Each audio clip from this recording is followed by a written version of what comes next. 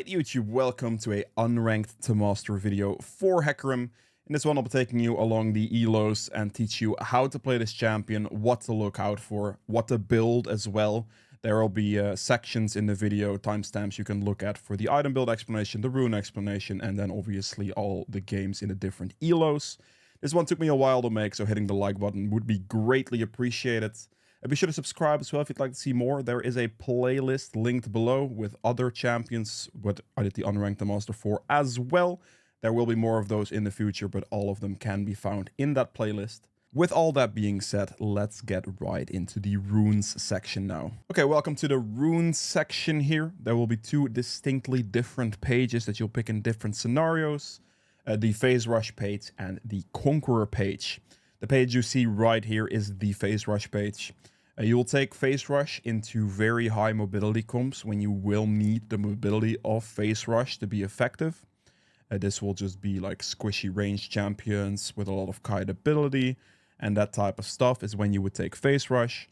In this one, obviously Phase Rush, Nimbus Cloak for the additional movement speed here as well. This procs on both your Smite and your Ghost. So this gives that nice bit of extra movement speed, which also on Hecarim adds additional burst damage, because if you go up in move speed, you gain damage as well.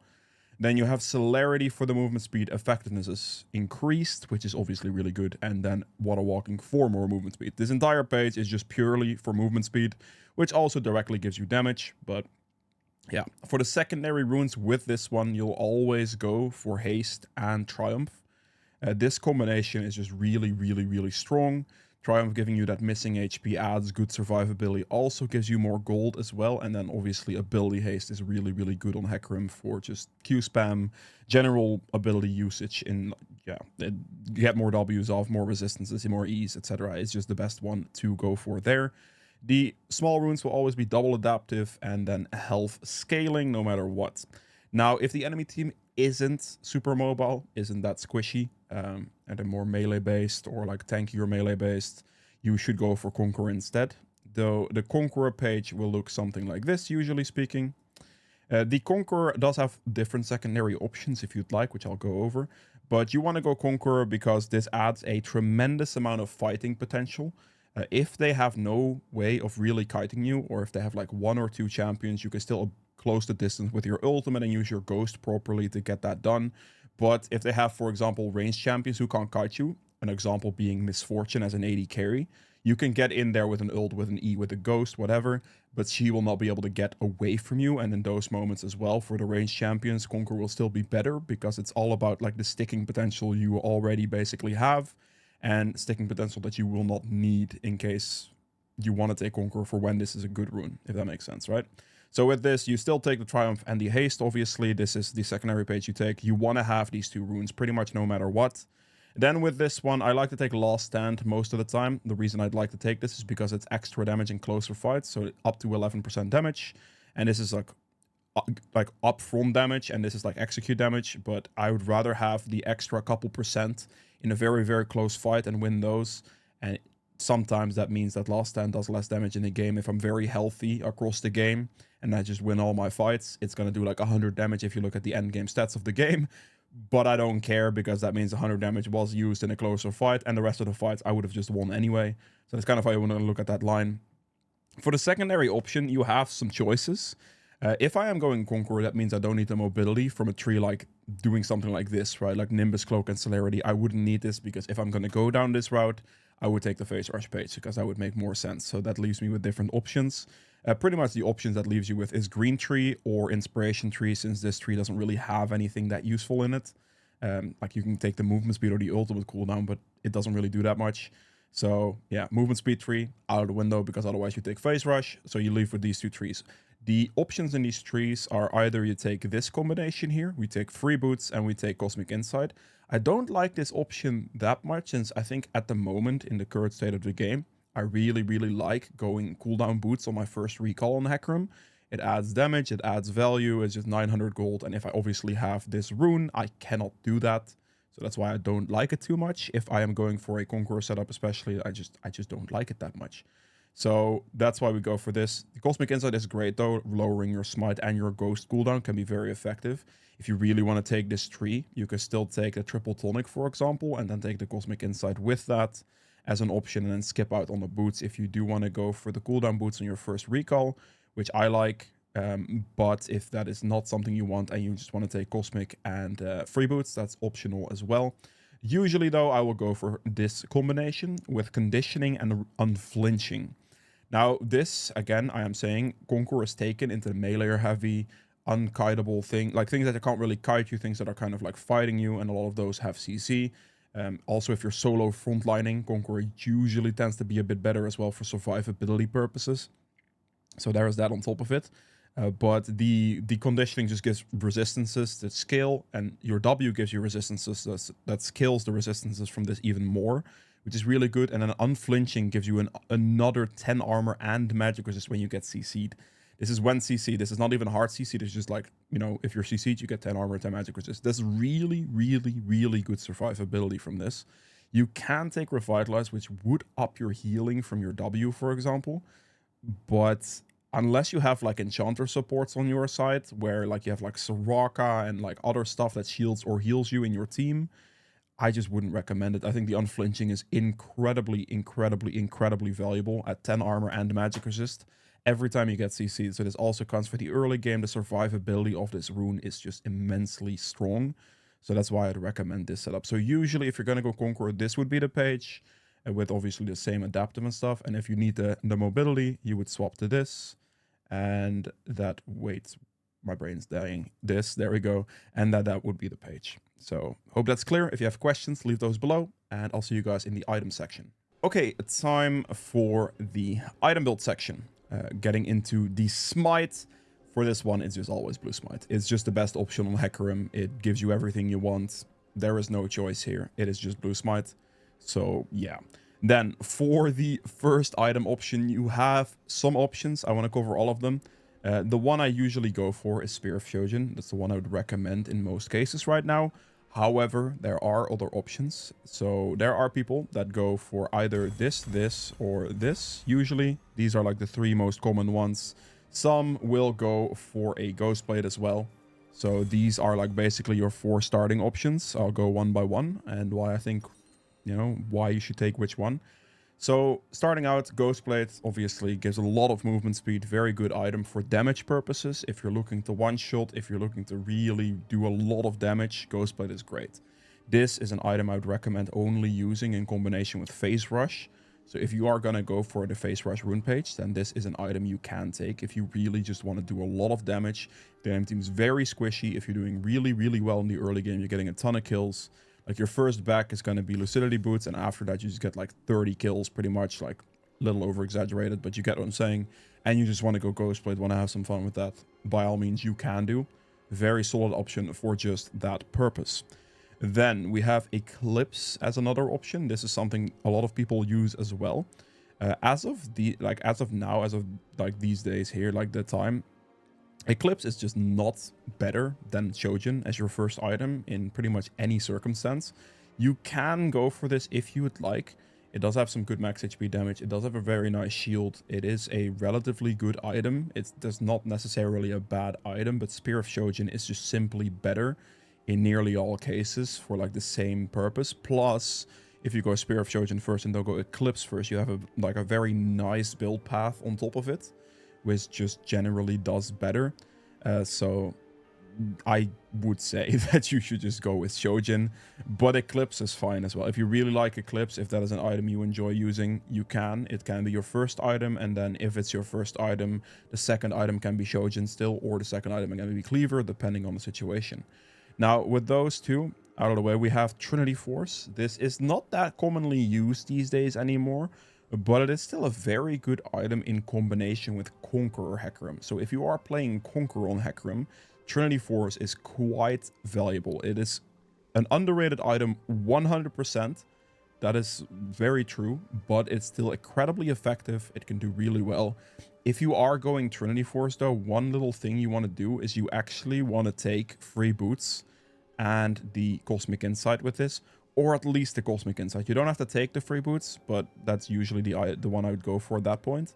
You can also take the triple tonic with it, so you get triple tonic and Cosmic Insight. The reason you want Cosmic Insight is because lowering your Spellblade by any degree is really good, and Cosmic Insight gives you item haste, which will lower your Spellblade effect. And this just makes sure you get more Spellblade uptime with your Q spam rotation, so you can fit in more of these Sheen procs on it, pretty much, right? So that's why you want to take it. So if you are going Trinity Force, which I think is a good item and you should probably try out, you should go for Cosmic Insight and then either triple tonic or free boots, depending if you like to rush the tier 2 boots on your first recall or not. Then for the main item, we have Spear of Shojin. This is the one I'd recommend the most to anybody right now. If you want to play this champion, Spear of Shojin is great. The reason I recommend this the most is because this is really good for either Conqueror Hecarim or Phase Rush Hecarim. So depending on whatever build you go for, you can always rush Spear of Shojin as your first item. For Trinity Force, for example, you'd have to go Conqueror Hecarim, because on Phase Rush it's just significantly worse. For Ghostblade, it's the other way around. You have to go for Phase Rush and not Conqueror, so yeah. And then obviously Eclipse can go for either or if you would like, but I think it's just a bit of a worse version. Then Spear of Shojin is currently especially for the following build part. So the following build action that I would usually go for, going from a Spear of Shojin, is going to be Black Cleaver second. This you can always do. Obviously, the armor pen might not be needed in some games, but the stats that this item gives you are amazing. The extra movement speed is extra damage, ability haste, a lot of it, health. Health is a very valuable stat on Hecarim because your W gives you additional resistances. Every extra point you put into it gives you more resistances, so you get built-in resistances. So stacking health early gives you a tremendous amount of value there in your like, survivability, in your tankiness. So health is a very valuable stat, and these two items together stack 850 HP, and they give you a ton of haste, a ton of damage. It's just a really, really good one. This lowers the cooldown of your Q significantly. Let me level this up real quick.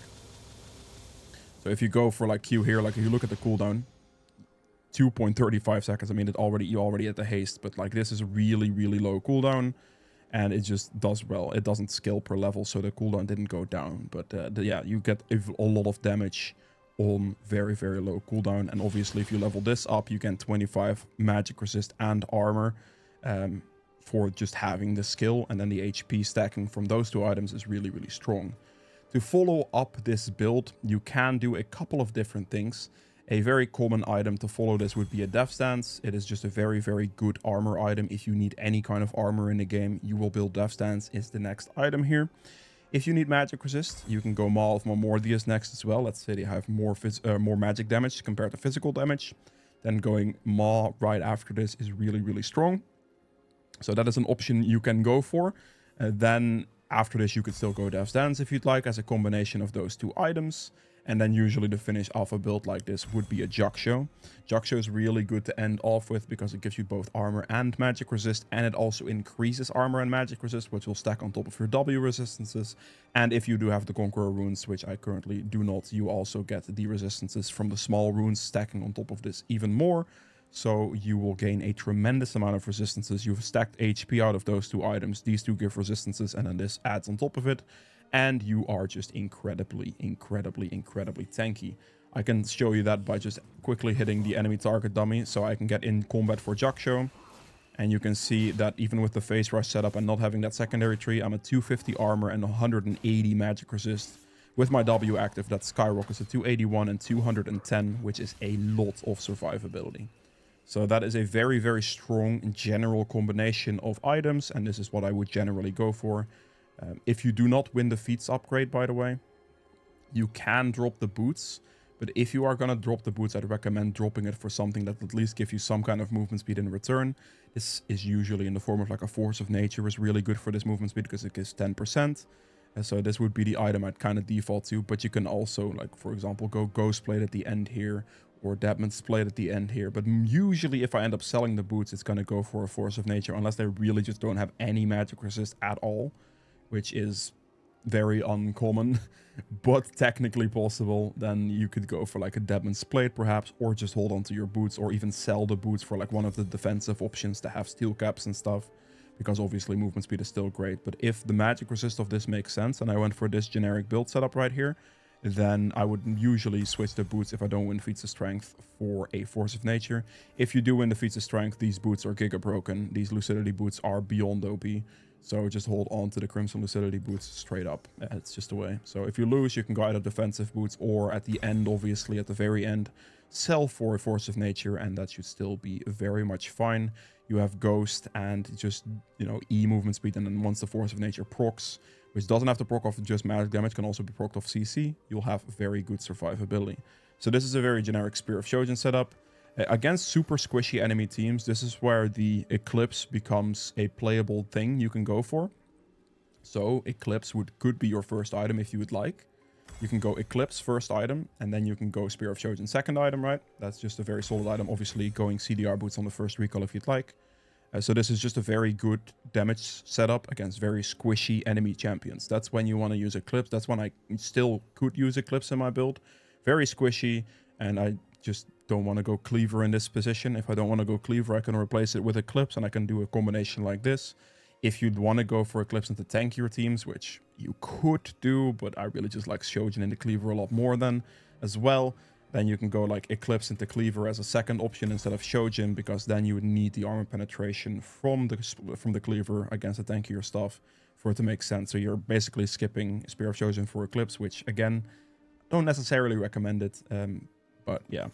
So you can go like Eclipse, or you can go Spear of Shojin pretty much against squishies. Instead of going Cleaver, you can look Spear of Shojin into Eclipse. That's also a solid option or solid way to go.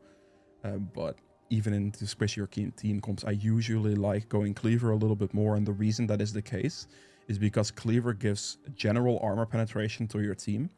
Or for your team, sorry, because it reduces the enemy armor. So if I make an engage on Hecarim, and I have enough physical damage champions on my side of the team, like if my team is full AP, then... If my team is full AP and we're against full squishies, this would be a very good combination. But if my team has physical damage in it, or like to a decent degree of physical damage in it, then the Cleaver is still better because it lowers the armor on the targets you go into, and your team will also do more damage to those targets. So you can go in, you can land a couple Qs on the enemy, you just dash in, and you shred their armor as you're going in, and it gives your team more follow-up damage, which is why I like the Cleaver better in that sense. So yeah, this combination of items I would personally only go for if they are very, very squishy and you are very, very heavy on magic damage on your side, because then the Cleaver just doesn't add the most value in the world, and Eclipse will just be better. Following up from here, this is where your generic thing comes in again. Death's Dance, great armor item. Maw, amazing magic resist item. This is just something you can just generally go for, and then you can finish with a Jaksho as a great survivability item, with selling this again for a Force of Nature as a potential option to finish out this build. So that's something you can do. You can also, obviously, if you are going to go for this item, by the way, which it can be great in some games, the extra tenacity can be very necessary in certain games to just get a lot less CC thrown on you, or like it sticks a lot less, right? This could be great. If you are going to go for this, obviously Maw will not be a possible magic resist item. At that point, a Spirit Visage is usually a very, very good go-to magic resist item. It gives you tremendous survivability because of the additional healing value, scaling with your W, right? And obviously a Death's Dance as well. If you're building like a setup like this with Death's Dance and then Cleaver, for example. Cleaver, this could be a setup right here. You can do something like Spear of Shojin Cleaver into like Death's Dance, Sterax, Spirit Visage, for example. If you're not going to go for a Maw in this setup, this could be a very finishable setup. And then here you could, for example, sell that for a Jaksho if you'd like, or just a Force of Nature at the end here as well if you need even more magic resist, especially if they're incredibly magic damage heavy, but they still have some type of damage on physical damage on their side. This could be a build you could end with, because the Force of Nature would replace your boots with a 10% movement speed compensation for it to be fine, right? But obviously, yeah, if you are going to go for the Sterax, then obviously you cannot build the Maw because it's double lifeline passive and that just doesn't work. So the option then becomes either Spirit Visage or, I mean, the Force of Nature is still a great item on Hecarim as well, of course. So that would be the options there. If you're going to go for a Triforce build setup, then it's Triforce first, and then you're basically going to pick between Cleaver and Shojin. If the enemy team is relatively squishy, you go Cleaver. If the enemy team is relatively tanky, you go... sorry, the other way around. If the enemy team is relatively squishy, you go Shojin. If the enemy team is relatively tanky, you go Cleaver. Obviously, with these boots, you can build those first pretty much always, right? So that would be an option there. And then at this point, you can do something like Sterax, for example, for survivability, into a Death's Dance, into a Jaksho, and have like a completed build setup. Or instead of Jock Show, you can go for like you build the Stair Axe. You can go for a Force of Nature. In this slot here, you can do that, or you can go Spirit Visage in that slot as well. You have some options, but this would be the build setup. If you're going Trinity Force, then it's either Shojin or Cleaver second, depending on tankiness. And then you can look at survivability between these item slots here and whatever might suit your needs. One more item I do want to mention, and that is Bloodlords. This item can be absolutely great on Hecarim because it gives you like a lot of HP and it just gives you a tremendous amount of attack damage, especially if you're going into like later game fight situations and you really need to add some damage, or you're like really snowballing and you want to add some damage. This item can be great in your build. If you do, let's just say a generic build again, right? You do this, and then Cleaver with Death's Dance right there. And then you go Maw as like your generic magic resist item. This could be a very good situation. Oh, that's not Maw. This would be a very situational thing you can go for. And then usually here I would go Jock Show, right? But you can also go Bloodlords if the game allows it. This can be a very good item. This gives you 30 base. And then with the items you currently have, it gives you 40 additional attack damage. Plus the 12% based on your missing HP. So if I'm going to lower my HP real quick. There we go. So now I am very low HP. This gives me like 60 attack damage additionally. So this gives me 100 from just the passives plus a 30. Gain 130 attack damage from having these items. And this is just really good. Like your Q does 500 damage per hit. It gives like you build HP out of it. You have resistances still, as you can see if you're in combat you have 200 and 132. It's very strong, very survivable, but at the same time this item just gives you a ridiculous, and I mean ridiculous amount of resistances. I don't think it scales much further than this. I just died. I don't know what the number went up to. But, I mean, yeah, that's really the last option I wanted to mention. It is a option you can go for as a last item instead of Jock Show if you feel like you just need more damage. If your team is really lacking damage, it's something you can do, right? Just 60 extra AD off this, 130 for a single item plus HP. It just holds high value. Could be an option if you'd like. But that was it for the item section. If you have questions, leave those below. I'll do my best to answer them for you. And with that being said, I'll see you guys in the bronze and silver game. All right, it's time for the bronze/silver game here. We're playing this one against a Red Cane, which it's fine, really. Kane's not going to try to do anything too much early. For my runes, I went for Phase Rush in this game because they have quite a lot of mobility here. A lot of like kite ability, mobility. I want to have the Phase Rush for that. So that is what we are running. We're going to be starting on the blue buff. This guy has lethal tempo. Holy. Okay. I did not... Okay. Starting blue, going to clear it down. The most important thing by your clear speed is just going to keep your rampage stacks up. So at any point in time, you always want to try to ensure that your rampage stacks are stacked to the maximum. This is also when you're trying to go in for like fights and stuff. If you can rampage stack on your camp or on the minion wave before you go in, those things are huge. That's definitely what you want to look for. Just going to do this on max range here. Once it starts getting a bit low here, we'll just move. I'll attack one more time since it was 14 HP off and I didn't want it to reset. And we just keep going. Plan to go for a full clear. We're going to pay attention to our map. Okay, that's unfortunate. That's pretty quick. Gonna hit this down. W. That was also quick. And we're just gonna drag, like basically here we're dragging our camps. Make sure to remember the auto attack as you're doing this, by the way. Very important to also auto attack. That's one step too far on accident. Q here. And because we see him over here, there's nothing else we're gonna really play for. We're just gonna take a double point Q here. W to lure it in so we can keep the stacks. And they stack together nicely. And we keep going. If you're like looking for like any type of gank opportunity, you want to like go E on level 3, right? Or if you're thinking about getting invaded or something like that, you want to take E level 3. But if there's nothing happening like that, you always take 2 points Q for the faster clear speed. Because the more Q damage you do, the faster you are, of course. Okay, there's a lot of aggression on bot lane here. I think I can make that work. So what we want to do in this position, we want to make sure that no matter what we do here, we're going to smite this because we want to have the extra clear speed on it. But here we want to like lower, like drag this and then keep as much time on my thing as possible. And we're just going to ghost. We're just going to E and we're going to go for the Jenna here, I think, because that guy doesn't have a dash. Hopefully this is follow up from my support. It is not, so we just burst Jenna for half her HP. Yeah, it's at that point there's nothing else you really do. My support wasn't in place to follow, and that is okay. Just gonna go for the scuttle here. There's a Kayn. I'm actually getting hunted by the support too. My bot lane isn't going to move, it seems, so I'm just gonna have to give. Gonna backping them and just go for the top scuttle instead. In these positions, there's just not much you do. Like, if your team doesn't want to help you with the gank, or if they don't want to help you with the scuttle, for whatever reason, it doesn't matter what the reason is, you just can't play. You just have to respect and move on. Okay. Kayn showed mid lane just now, that's interesting. I was about to say he would have recalled, but he didn't. He's dragging them away from me, so helping wouldn't... Actually, okay, he turned around, so I might be able to do this. I'm going to have to push this guy into the Z, though, which is something he's not going to be too happy about, I think. Okay, he did flash. That's good. I'm going to help Z shove the wave here, since he's 1 HP and wants the wave and turret as fast as possible.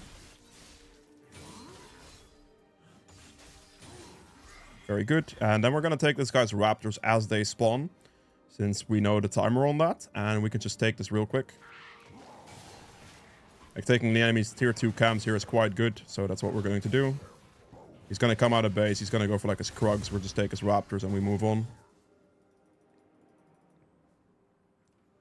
Good. We'll take the reset first because we have a lot of money to spend. We definitely want to spend that money. Going to go for the Lucidity Boots. And we build this longsword with that. I think here, Kayn could go for this potentially, but if he does, that's okay. I took his Raptors as well. Just going to go full clear all the way down again. Seems respectable here.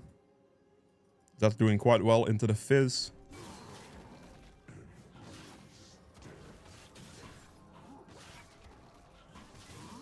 And we're just going to make sure our rampage stacks are stacked up. And we're going to use E between camps now as well to be faster for our jungle clear.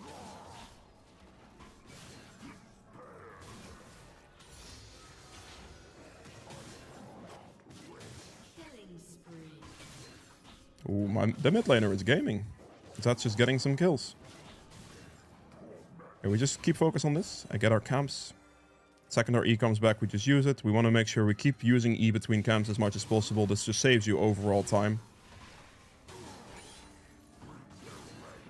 The time save is huge. So drag the camp out here as well. We then auto attack Q, finish it, keeping our rampage stacks, keep moving between camps. Since we are on top of the camp already here with our E cooldown coming back, we're not going to use it in this case. This also allows me to just have it instantly ready for a bot lane gank because it's a 16-second cooldown. So that's something I could look for. This should hit me level 6. And we can look for this, maybe. I'm gonna... Yeah, okay, they did it. Let's go in. Should be fine here. That's a flash as well. Go for the Kayn. That's a good enough one for me.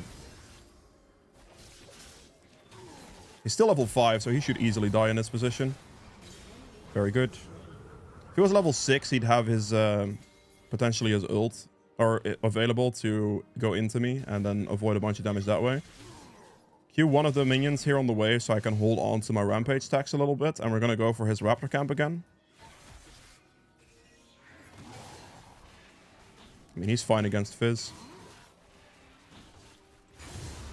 Make sure to yoink these raptors real quick. I'm not going to go for the Fizz here. This is up and we see a top lane in like a hefty fight as well. I might be able to look for like a top lane play. Perhaps it's not happening. Okay. That's a rough one. I can kill the Riven here. She's overstaying. That's pretty good. We stack our rampage stacks on this. We just E straight into the Riven. We right click her. We WQ. We finish her off. And then we do not touch the rest of this wave, I think. I could be a nice person here. Just do it like this for a bit. I can freeze the rest of this wave right side of the turret. And because the Fizz also has to recall and I just killed Riven, I should be able to just do this with W, drag them together and just start this up. I don't think Kane's going to be able to contest me here. He might go for it, but I think it's fine. And then this top lane's position is really good for Sett now against the Riven. Like, she killed Sett, but she died against me and then lost the entire wave position because she couldn't put shit into the turret. Let me smite that one. I see the Kane orb. He might take the last one now because I smited the other one, but if I have 2 out of 3, I still get the feats marker, so I'll take it in that case. Q here, and then we just go into this guy. He doesn't have... Actually, he probably has ultimate. Riven is here as well, so we're just going to leave. There was no rotation for my solo laners whatsoever in that position, so I'm just going to respect, and we're just going to leave because the Riven showed. I think a 1v1 against Kane I probably would have won, but it's not worth the risk. Gotta love 38 degrees outside. Yes, very hot. Just a full clear angle for us right now, right? That's all we do. Make sure we get our clear in. I could recall for like an item, but I'm not going to because all of my camps are currently up. There's nothing else on the map to play for objective-wise. So the best thing I can currently do is just clear my camps and then put them on cooldown before I take the recall. And this way, I will be able to have the most efficiency. And also run the least risk of Kane actually taking all my bot side camps, for example. Because if I like a recall and then do the clear, 1, my camps are going to be up, at 2, Kane is going to have a higher chance of being able to take them away from me, and I don't want that either.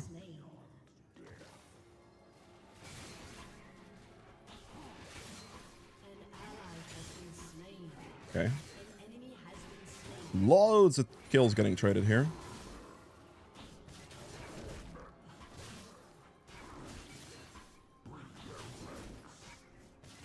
Take the red buff and we'll take the Krugs and we'll look for the recall. Because we do have our item soon. I think, can we afford it? No. 2750 is quite a decent amount. The bot's getting engaged on, so we want to move. Gonna smite that. We're gonna Q it one more time, finish it off. If I wouldn't have made it without the camp, I wouldn't have made it with. Or the other way around, but still. Okay, I can't go in on this. I'm just gonna take bot wave, because the bot wave is gonna allow me to afford my item. So I'll just go for that. Interesting.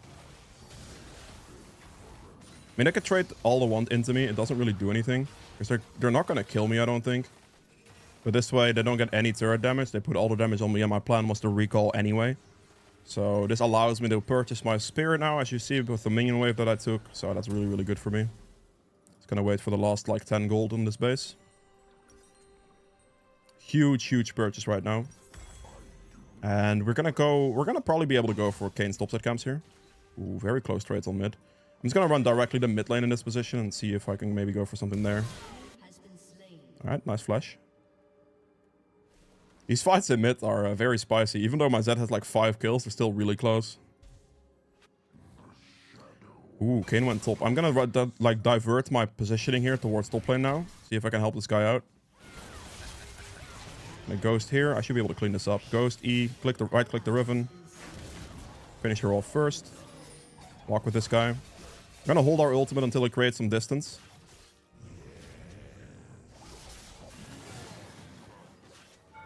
And smite him for the kill.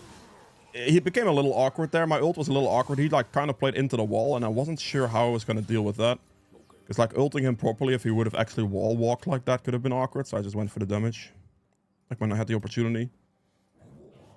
Good though, I picked up a double kill to clean it up. We made sure to ghost first, then click E when we're a little bit closer, so the E actually has managed to connect.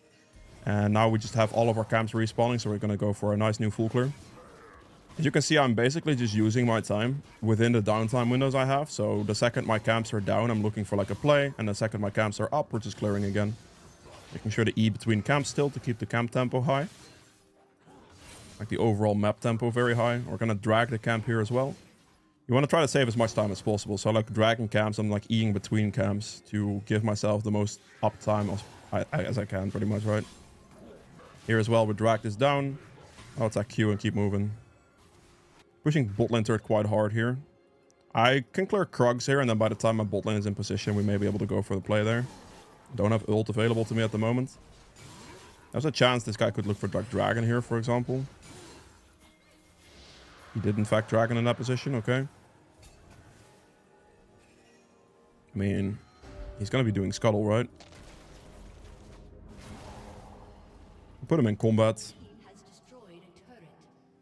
There's nothing else I can really do here. We got top lane turret before they got bot lane turret at least, so that's good. We should be able to look at this Kayn. Like, he's going to be doing his Gromp here. I just need my Leona to move pretty much, and it's good. I can stack up my Rampage stacks here. My Leona is in Narnia, so I'm a little bit worried about that. Yeah, I don't have anything here. In this position here, my support and my ADC is just like in a really weird and kind of terrible position, to be honest. So I can't really do anything. Just leave the plant and just leave the position. The initial play could have been good up until the moment that my support wasn't going to want to walk with me. And then I have to respect it afterwards. And now we just die, sadly. So that sucks. But yeah, we're not going to like stick with them. We're not going to die with them. That type of stuff is just not going to happen. I'm literally 10% HP. There's nothing up on my bot side. There's a chance his topside camps are actually available, so I will go check that. Because of the timing he did Dragon on, there's a chance that that is a possibility for me right now. There's also a control ward here, so I can just walk past it. Yep, there it is. Take his topside camps now. At least I can kind of punish him a little bit for this. Because he's going to clear his bot side camps first, I would imagine. And yeah, his entire topside is up. This is good. Take all these, and then we can gank the Riven after taking his camps, not before. Wait it out. There's a wave here. We don't want to walk past this point, so we get seen otherwise. That gives away our position. That's not good. I'm going to smite this to get it out of the way, and then we just go for the Riven afterwards. Kane's up here. Realize his entire topside is gone. I may have eaten slightly too early for this gank to work, but we'll see. My Leona is a little bit too far behind. We're going to ult the Riven so he gets feared into us. And then the Leona should be able to land something, hopefully. Very nice. Good kill.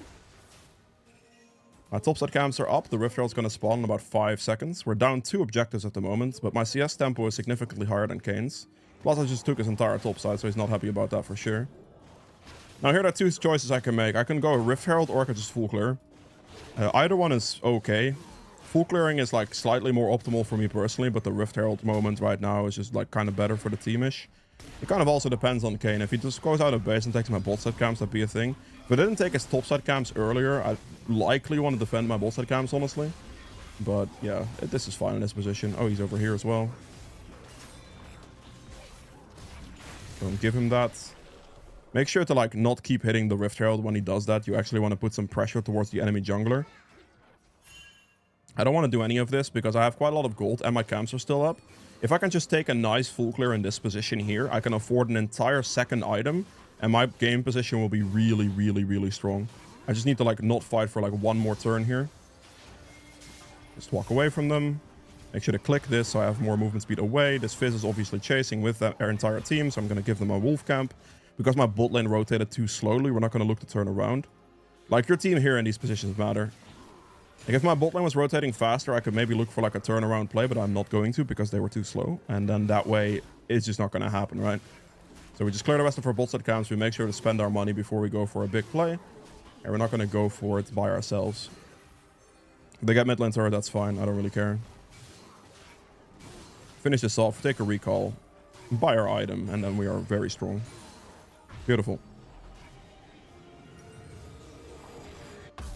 This and another longsword. Another longsword, please. Thank you.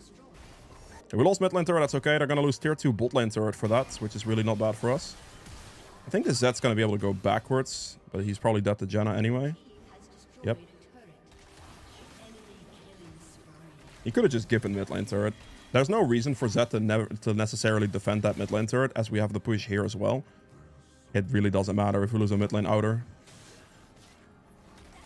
I'm gonna like let them recall, but I'm also not gonna go in. You know what I'm doing? Like right here in this moment, I just want to put pressure down to the point where they would cancel our recall. Wait, Fish is recalled. Okay, we're killing Zeri then. Potter goes for additional damage and mobility, and we're gonna kill Janna as well now. Since the Fizz recalled, it became free. There's just nothing they do at that point. Very free. There you go. Nice and easy. Waited for a good opportunity, then went for it, and now we can just Rift Herald mid lane turret. That guy was typing, I think. Now we can just hit this turret and then hit our base turret as well, and it should be a very good engage. Please, Rift Herald, you scumbag, bro. Bug. Just a stupid Riot bug. I tried clicking it, but it didn't work. And then the Rift Herald scammed me. It sucks. That happens sometimes with the Rift Herald where you're unable to select a direction. I was clicking in the other direction, but it just didn't function. And now we don't get the Rift Herald bounce because of that. Which is unfortunate, but there's nothing I can do about that. Gonna do this camp here. We're gonna stack up, like, keep our rampage stacks open, like looking at the map position here to see if we can go for something. This guy is over here. Goes back out, not a problem. We know it's blue and it's Gromper up, so I want to take those, but I also want my team to back off and go for Dragon. I have one smite to spend here. He just smited the other thing, so we're just gonna go for this now. That's fine. Bruh, are you serious? I'm gonna hit the minion here so we have extra dash range to get closer to him. I'm gonna sweep here so I can see if he turns around. There he goes. He would try to turn around. We can see a silhouette standing still in a position for that, to give away that angle. If we're sweeping Trinket and then they try to turn around on you, you can see their silhouette in the bush. You don't have to have a ward for it. You can just have that and you can just see. It's good. I mean, their mid lane turret should have been gone realistically if Riot didn't scam me, but what do you do? The rest is fine. We have the other con like 45 seconds. Okay, Zeri is alone. We're going to go for Zeri. We're going to go for Jenna. We're going to ult the Fizz and the Zeri together. Wait for a nice, good opportunity for the ult there. And we finish them off. Riven's over here. Going to knock back the Riven so she doesn't get an ult engage. Okay, she does still get the engage, but she should die. Very good. And now here, I'm going to look for this guy's topside camps. They don't, like, pushing mid lane turret not really going to happen in this position because Kayn is still alive. He only has to do, like, Q a minion wave once. Which, you know, I know his entire topside camps are up, so I can take 3 camps, which is essentially another kill for me. And his mid lane turret value is not that high. So I could just take this, and then I can look for the recall towards the other con. Deny the Kayn 3 camps and allow myself to buy a massive item on his reset. And yeah, pushing mid lane turret's not that important. Realistically, that mid lane turret should have already been gone nonetheless, but, you know, that didn't happen. Buy a Death's Dance and a Longsword here. And then out of base, I could directly run here, but I'm actually going to go clear my 3 topside camps first. Wait for my Z to respawn. I do not think that the enemy team has the time to rush this right now. The other con, that is. If I think they have the time, I could run there. But clearing my camps here is actually quite valuable, so I will do that first. Since I have a little bit of time. And as you can see, Kayn is top. I didn't expect him to go for the other con. They just don't have the position on the map to really go for that. So I can spend this time here. I did just lose my Raptor camp. Yes, I did. Okay. And we're just going to ping this. I'll take my Krugs as well. And then we'll just see if we can play for the other con. The biggest thing here, like you can see, I have 213 CS at 21 minutes, which is 10 CS a minute. And this is like Hecarim's tempo. Like you can do this very easily by Eing between camps, dragging your camps, all those types of things. This is very doable. We're just going to run at this guy. Click the Ghost as well and just run at him. There we go. With the Phase Rush proc as well, she has no chance of escaping. We're just going to push this wave real quick, and then we're going to autocon afterwards.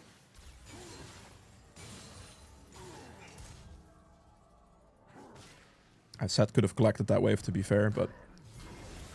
pushing wave right before objective is always something I try to look for. That way your laners are persuaded to go for the objective more than it would be to, like, still collect the waves first. Usually why I do it if I have some open time window. I could have given that to the set, to be fair, but it's okay. Level 16. Kayn is over here. We're just going to engage him directly. I'm really strong at the moment, so... I'm hoping that I don't get too abandoned on this one. Brother, I am getting CC locked to the moon and back. I am going to dive to my Death's Dance, yeah. Okay, my backup there was a lot worse than I expected, so I actually ended up dying for that, which is my bad. I was too aggressive assuming that there would be follow-up. But what looked like happened, the set walked back to the wave, and I think my support may have walked away from me as well. Not 100% sure what just happened, but I was more alone than I thought I would be, and I got punished for that. So that's my fault. I just gave quite a large shot down to the Kayn, which is definitely not ideal. I just wasn't aware exactly of my team's position there, and it cost me. That's it's okay, it happens.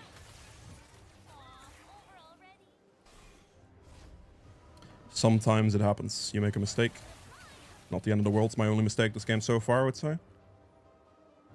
So out of base here, we're going to look for our red buff, and then we can just look basically for our entire jungle clear. We have the Baron spawning in like 2 minutes, which is something to play for. Dragon's like a minute as well. I could probably just engage bot lane, especially if Zeri goes to hit the turret here, which he does. We do this. We extend our R, E with our R. I did land it. Just got the phase rush block, run it down. Very good. We had the E going. It was about to time out, but then we ulted. We just keep moving. Good heal for the speed up, and we finished the Riven off as well. So as I E'd, I R'd, and then the E connected with the Zeri, which put her out of her wall dash, which was pretty good. I cannot smite this Scuttle Crab, because if I smite... Is my bot lane serious? Okay, no problem. I'm leaving. Yep, that's pretty much the exact position as earlier. And they were just AFK farming wave, so I just let the Kayn be done at that point. No problem. Pay better attention to the team actually following plays. It's okay. We're not dying a second time for the same mistake.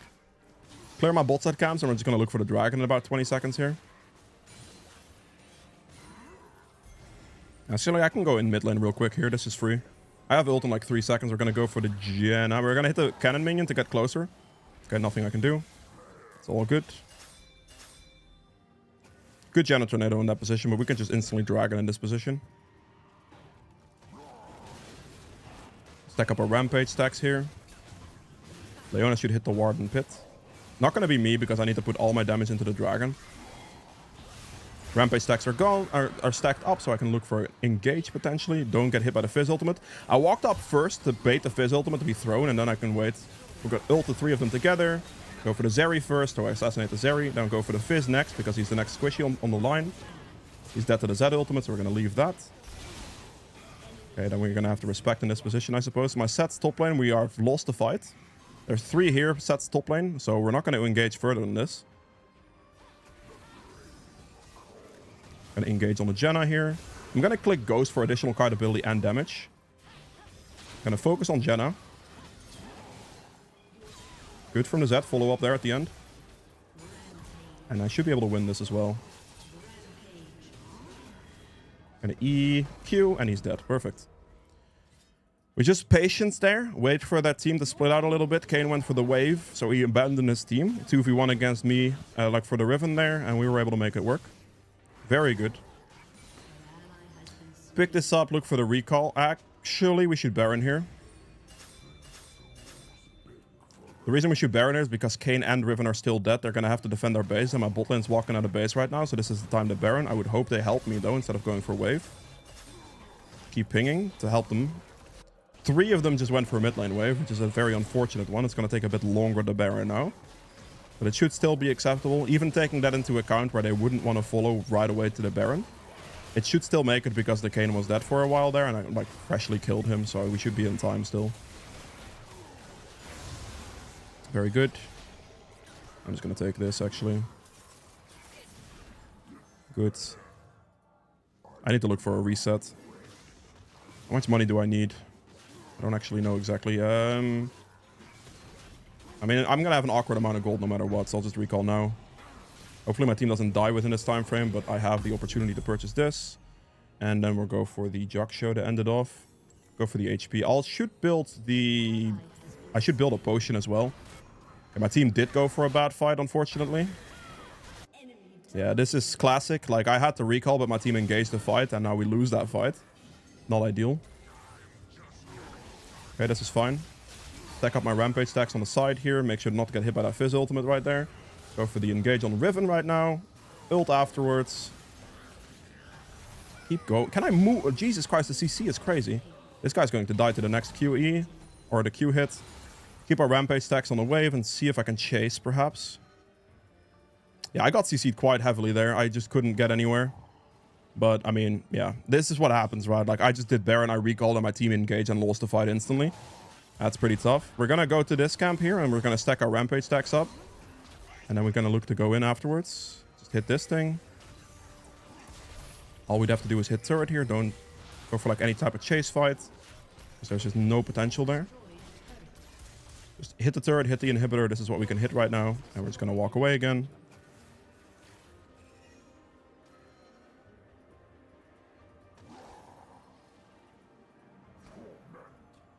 Very interesting. Okay, I mean, we're getting close to our last item here. In the form of Jaksha, 2300 gold. It's going to make us unkillable, essentially. I'm level 18, 276 CS. Well, still 10 CS a minute, pretty much. We're going to go for the Riven here. We have stacked up our Rampage stacks. With the Phase Rush proc. Ult after the Riven in that position, because that's why I actually needed to ult, because otherwise the Riven may have gotten out. We're going to stack our E up here. Dash backwards as he dashes in, or dash into him as he dashes towards my set. Walk away from the Fizz ultimate. WQ the Fizz the entire time. Just keep hitting him. Make sure to not get hit by the Kayn hit. Smite him for the kill shield. Finish this guy off as well. That's another kill.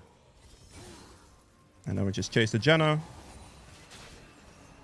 It's gonna flash the wall. Failed. Okay, there we go. And we just soloed the entire thing. We stacked up our Rampage stacks before going in on the other camp, so we had them ready, and then we just kite out their abilities properly, and we're good. And let's ignore this inhibitor and just go straight for the end. And then hit this turret as well. And there we go. 288 CS at 29 minutes, which is pretty much 10 CS a minute, 20 kills. Maybe 21. Don't think Riven's gonna die. Yeah, no, never mind. There you go. Last item here is a Jug Show, a full build after that. And yeah, that's it for this game. If you've enjoyed it, hit the like button, and I will see you guys in the gold game. Okay, it's time for the gold game here. Playing into a Mundo, which, I mean, it's an awkward one, I'd say. Fighting him is actually not that good for me, especially after level 6. Clear-wise, though, he's not going to invade me, so that's pretty good. And my tempo should be a little bit higher on the map in general, due to like constant E uses and stuff. Should be okay, but yeah, we're going to go Conqueror in this game as well. We're like pretty melee heavy, not that much mobility. The survivability from Conqueror page should be really, really good here, so that's what we're going to go for. And we'll also start topside. It's better to play for like bot side in this position. I have a Thresh, very good gank setup. 2 melee supports, so they definitely want to go for like a hefty fight situation. It's Vladimir top lane, has literally no form of CC for me to gank for. Mid lane will also be pretty tough for the most part, so it's definitely an angle where we play for bot lane here for sure. Gonna start a red buff for that reason. If I'm like looking for a mid gank angle, if I think mid lane is my best gank option, I can also start Raptors, because then a transition gank mid into a 4-minute Raptor catch could be a way to go. But in this case, it's definitely a bot lane angle, and I don't want to be forced to catch my Raptors at 4 minutes if that's my goal. So we'll see. Again, making sure to keep your Rampage stacks up, and not to walk your red buff out of the aggro range.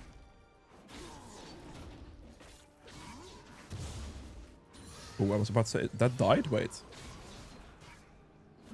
Wait, my pet did 21 damage to it and 22. Okay, well, I'll take it. I missed the Q. Just like make sure your Q keeps going and you just kill this. No, that one scam. That's bro. Why did that spawn off to the left? I just got scammed so hard. I'm not gonna walk back for it because I'd be wasting a lot of time. It's okay. Still 3 stacks on my Q. One of those just spawned off to the left and I wasn't in range for my Q. That's so sad. Whatever. Okay. This man started on red buff and is clearing towards top side. That's interesting. Got 2 points Q for the clear. Oh my god. My hay fever is so unlucky sometimes. And we cleared down. Ooh, he went for a level 3 mid lane gank as Mundo. Is that gonna work?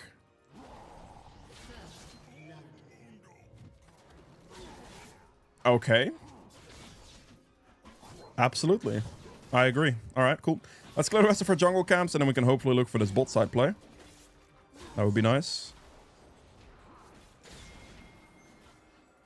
This one hits me level 4, get my E. I cannot look for a bot lane gank earlier because I took double point Q for the full clear right. So, like, obviously I need E for the gank pressure, otherwise it's not going to work. I'm gonna do this, smite. Click ghost and go. That is a little bit awkward, but it should be okay, I hope. That's, I mean,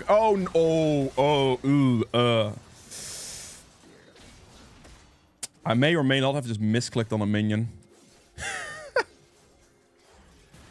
Pain, bro. The Leona would have died there. What? He's turning around. Are we real? Wait, what is going on here? Why did he go back in? He was chilling. And then he just went back in. My gank failed and then my gank worked. Alright, Goldie low, I guess. Unlucky. Or lucky. Sorry. Unlucky for the enemy team. Let's take bot scuttle. Let's go back to our camp respawns, I suppose.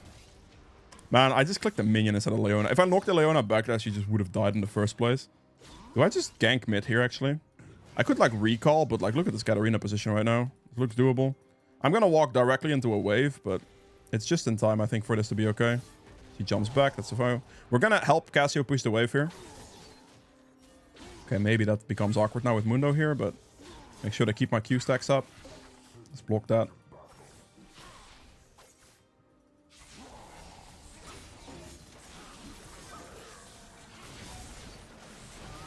Okay, that's a 1-for-1. He's tanking minions. I think I win here. Yep. Oh, yep. He doesn't have TP. I have to push this wave. If I don't push this wave, I'm Giga trolling my Cassio. I cannot be doing that.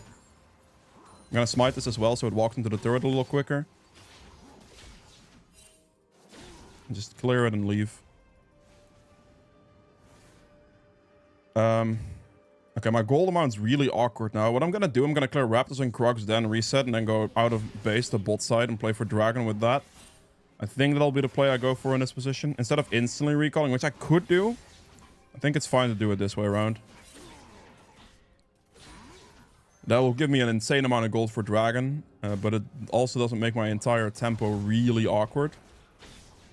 So I'll go for this right here, because he's probably gonna go clear his bot side camps at least before he dragons, if he dragons. And this way I can just react to it. Let's just do this. This, and then all the components I can afford, and we just run out of base. Really good first back. That's a criminal first back. Okay, now this guy is still walking out of base. Bot lane is going to get pushed in. If I dragon or move the dragon, now would not be a favorable fight position for me. What I should look for here is clear enough camps to hit level 6 and then look for the dragon or a bot lane gank angle pretty much. Mundo could be rushing it now. It's technically possible.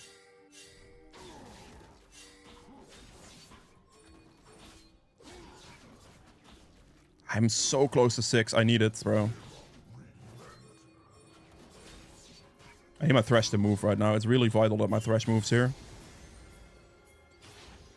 Level 6. I need level 6 before I do this. Okay, he's not doing it for some reason. I'll take it. We'll do it then. Cassio died, sadly. The Mundo was just waiting in that bush for 30 seconds? What? Okay. Crazy. I thought it was dragoning. I would admit that. I mean, yeah. That's what I thought he was doing. Alright then. I can go for his red buff here, I'm pretty sure. Did he walk back for this? He's probably done top scuttle, right? It's danger ping top. Now the thing here is, he might go for my red buff. I could go bot lane gank in this position. However, my top side camps are spawning and the void grubs are also spawning. And I don't particularly want to give that for no reason. So I am actually going to go up here and play for top side. Leona's moving mid. I kind of wanted to extend my Q charges, but I didn't want to take his cannon. That would have been toxic as hell.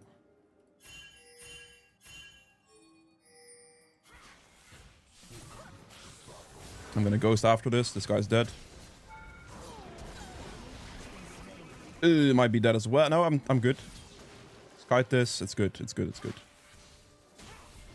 Just take the void grubs here. That Katarina is not worth a lot of money, it seems.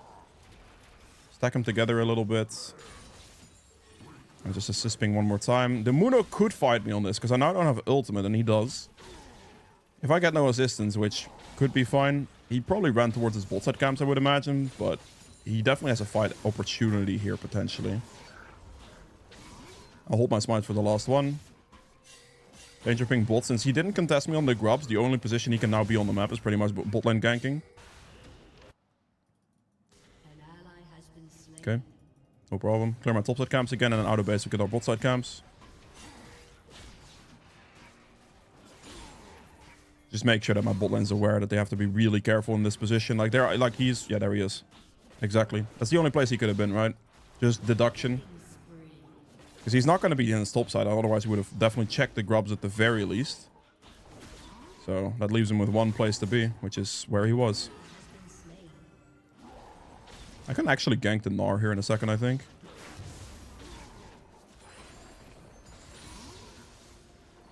Let's do this with 1 Q, and then the other one I just hit now so I can extend my stacks and see if I can do this. He's walking forward. Does he have it? He's alive. Okay, he's alive. Wow. Alright, my bad. I don't know if there's any way I could have killed that, to be fair, but sure. Doesn't Cassio just kill him? I guess he doesn't. Alright, let's buy this, and we'll just run for our bot side camps now. Just making sure here to keep a good pace in our camps. Like, we took this, we like look for the opportunity. He was able to get out, though. Gnar is a pretty tricky gank without Hecarim ult available. So, that's okay. Check our bot side camps. I don't think he's taken any of this. And we can maybe look for a bot lane play afterwards. We'll see.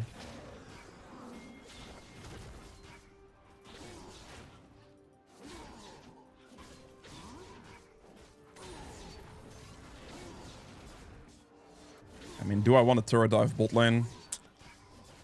Could. I might have to move. I'm moving as fast as I can. I think I go in on this. It's fine. Yep, good. Decent counter option. I think my bot lane probably walked away a little too far. I don't think that was necessary, but... Give me a lantern. Give me a lantern. Can you give me a lantern? Do you mind? Okay, I'll take the death then. Does he not have a lantern? Like, did he not have it? Or... Oh. I mean, he didn't ping me his lantern cooldown. So I figured he'd have it. I guess that's miscommunication. It happens.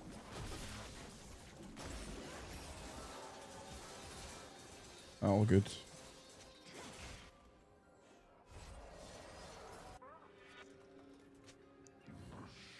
It's okay. Just gonna say ping would be nice next time. That's all we have to do. I don't mind dying for it. It's okay. I mean, it's definitely not ideal because I just gave Hecarim a shutdown because I thought I could just go in, get a lantern out, and it's fine. Because he didn't ping his lantern cooldown, and I thought my play was obvious. But it's okay, man. If it's on cooldown, it's on cooldown. There's nothing you can do about it. It happens. What we're gonna do now is we're just gonna clear our topside camps straight into the dragon on 20-second spawn here. So we clear as much as possible, and we go straight for the Drake.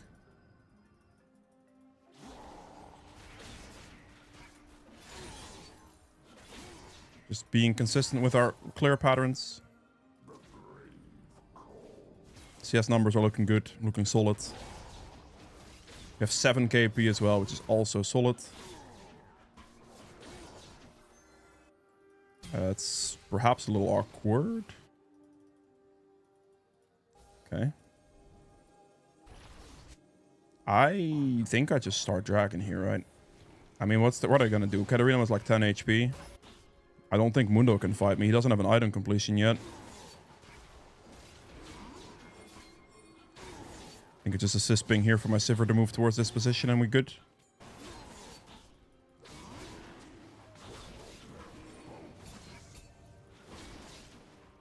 If you do not mind moving, that would be greatly appreciated. Is this Mundo gonna come here? Okay, I got it. We go. You are so fast. Okay, yeah. Misfortune movement speed with Ghostblade and Swifties, by the way. Oof. That was quick as hell. Fair enough.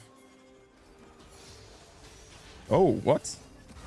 My guy has got the engages of the gold. Let's fear this guy into the position.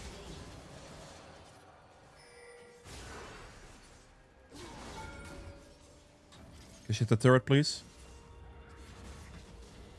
I mean, that guy's just walking off, so I guess we'll follow that.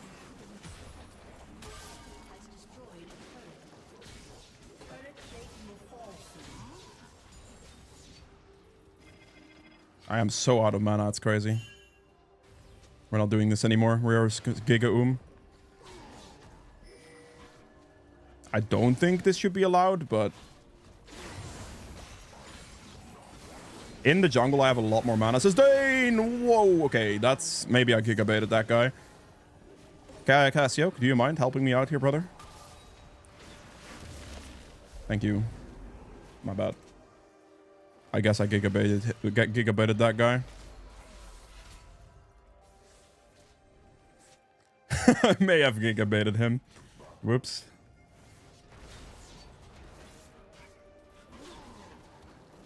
Yeah, that Misfortune ultimate that came in and it was instantly looking a little... What? She has taken my Krugs? Are we serious right now? Can you not take my Raptors? Please don't take my Raptors too. Do I have enough money? Do I reach enough money now, actually? I don't think so. I think I needed those Krugs.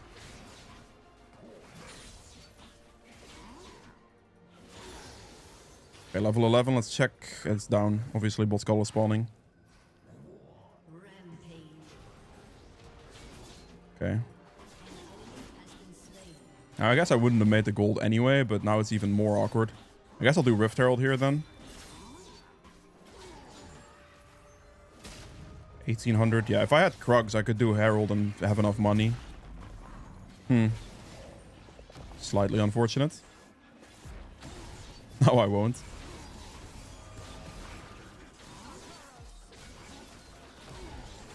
Don't pick it up, Sivir, please, like... Okay, thank you for at least not picking that up. I'm the Krug gold short, yep. Okay, let's hope his blue buff is up. Okay, it is up. We're gonna just take this then. Gotta do something to afford my item. I guess I could go for Gnar, but that guy's already dead, isn't he?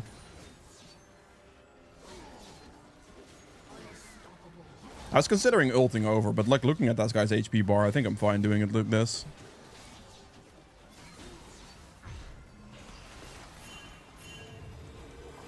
I'm not going to be allowed to recall for now.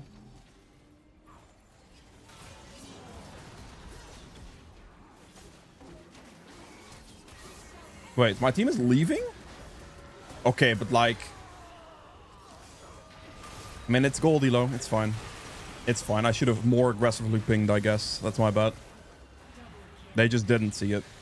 Like, I had the engage, but they kept running. They didn't turn around because I probably just didn't see the minimap or something. Fair enough. I shouldn't have assumed in that position that they would just automatically see that engage.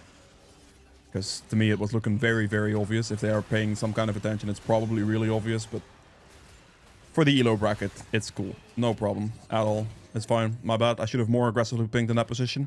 If I just spam ping like all in, all in, all in, that would have been the way to do it there. But I didn't.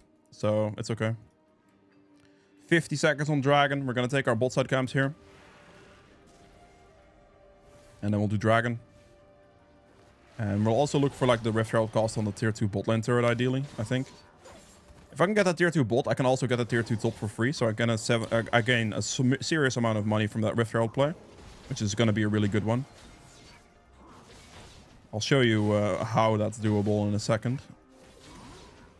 At least I hope I can. At least I don't. She's going to take the scuttle grab too. Hoping to get this, but I cannot. Okay, we lost top third. That's okay. I really want to look for like this situation here. I don't have anything else to farm right now. Obviously, dragon spawning like 10 seconds is something to look for as well. Take the flowers too. I have ult, so if there's like someone here, I'm okay. I should be fine. Someone was here relatively recently.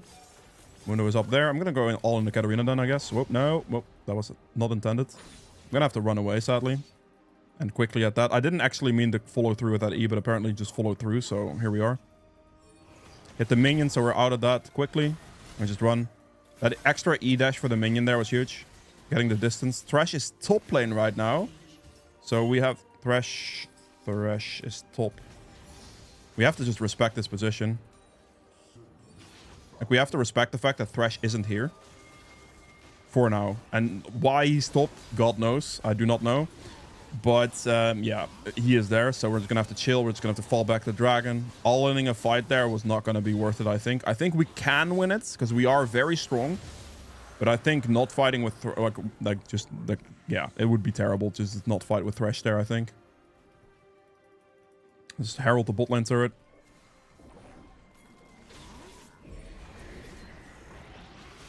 Make sure to get through the wave as well. And then Please hit the turret. Just we need to auto attack the turret as fast as possible here, as much as possible. We click this and we go tier 2 top lane turret. Actually, I'm reconsidering this right now because I can get like an entire bot lane. Okay, the misfortune ultimate is incredibly unfortunate. I could have ran for tier 2 top, but looking at that, it's already down. Because that next push from that Vladimir is going to kill that turret pretty much guaranteed, right? It should be down already. And I think doing it this way is just better. That's not something I can engage on. And my Cassio is staying there, so she's also dead.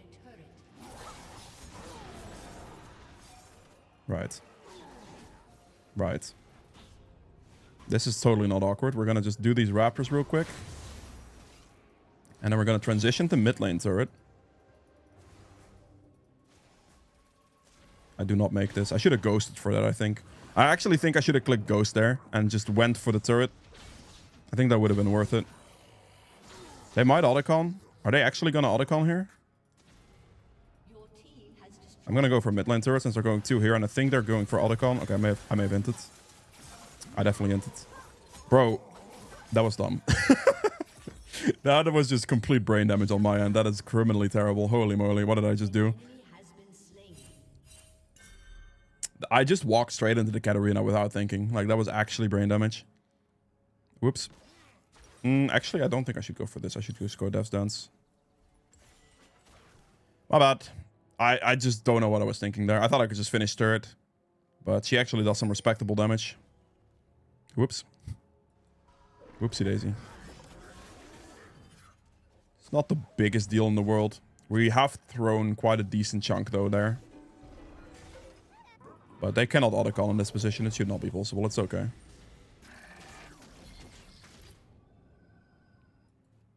Vlad even has teleport, so we can just do it. My camps are up, but again, I mean, I'm going to stack my Q on this Gromp real quick.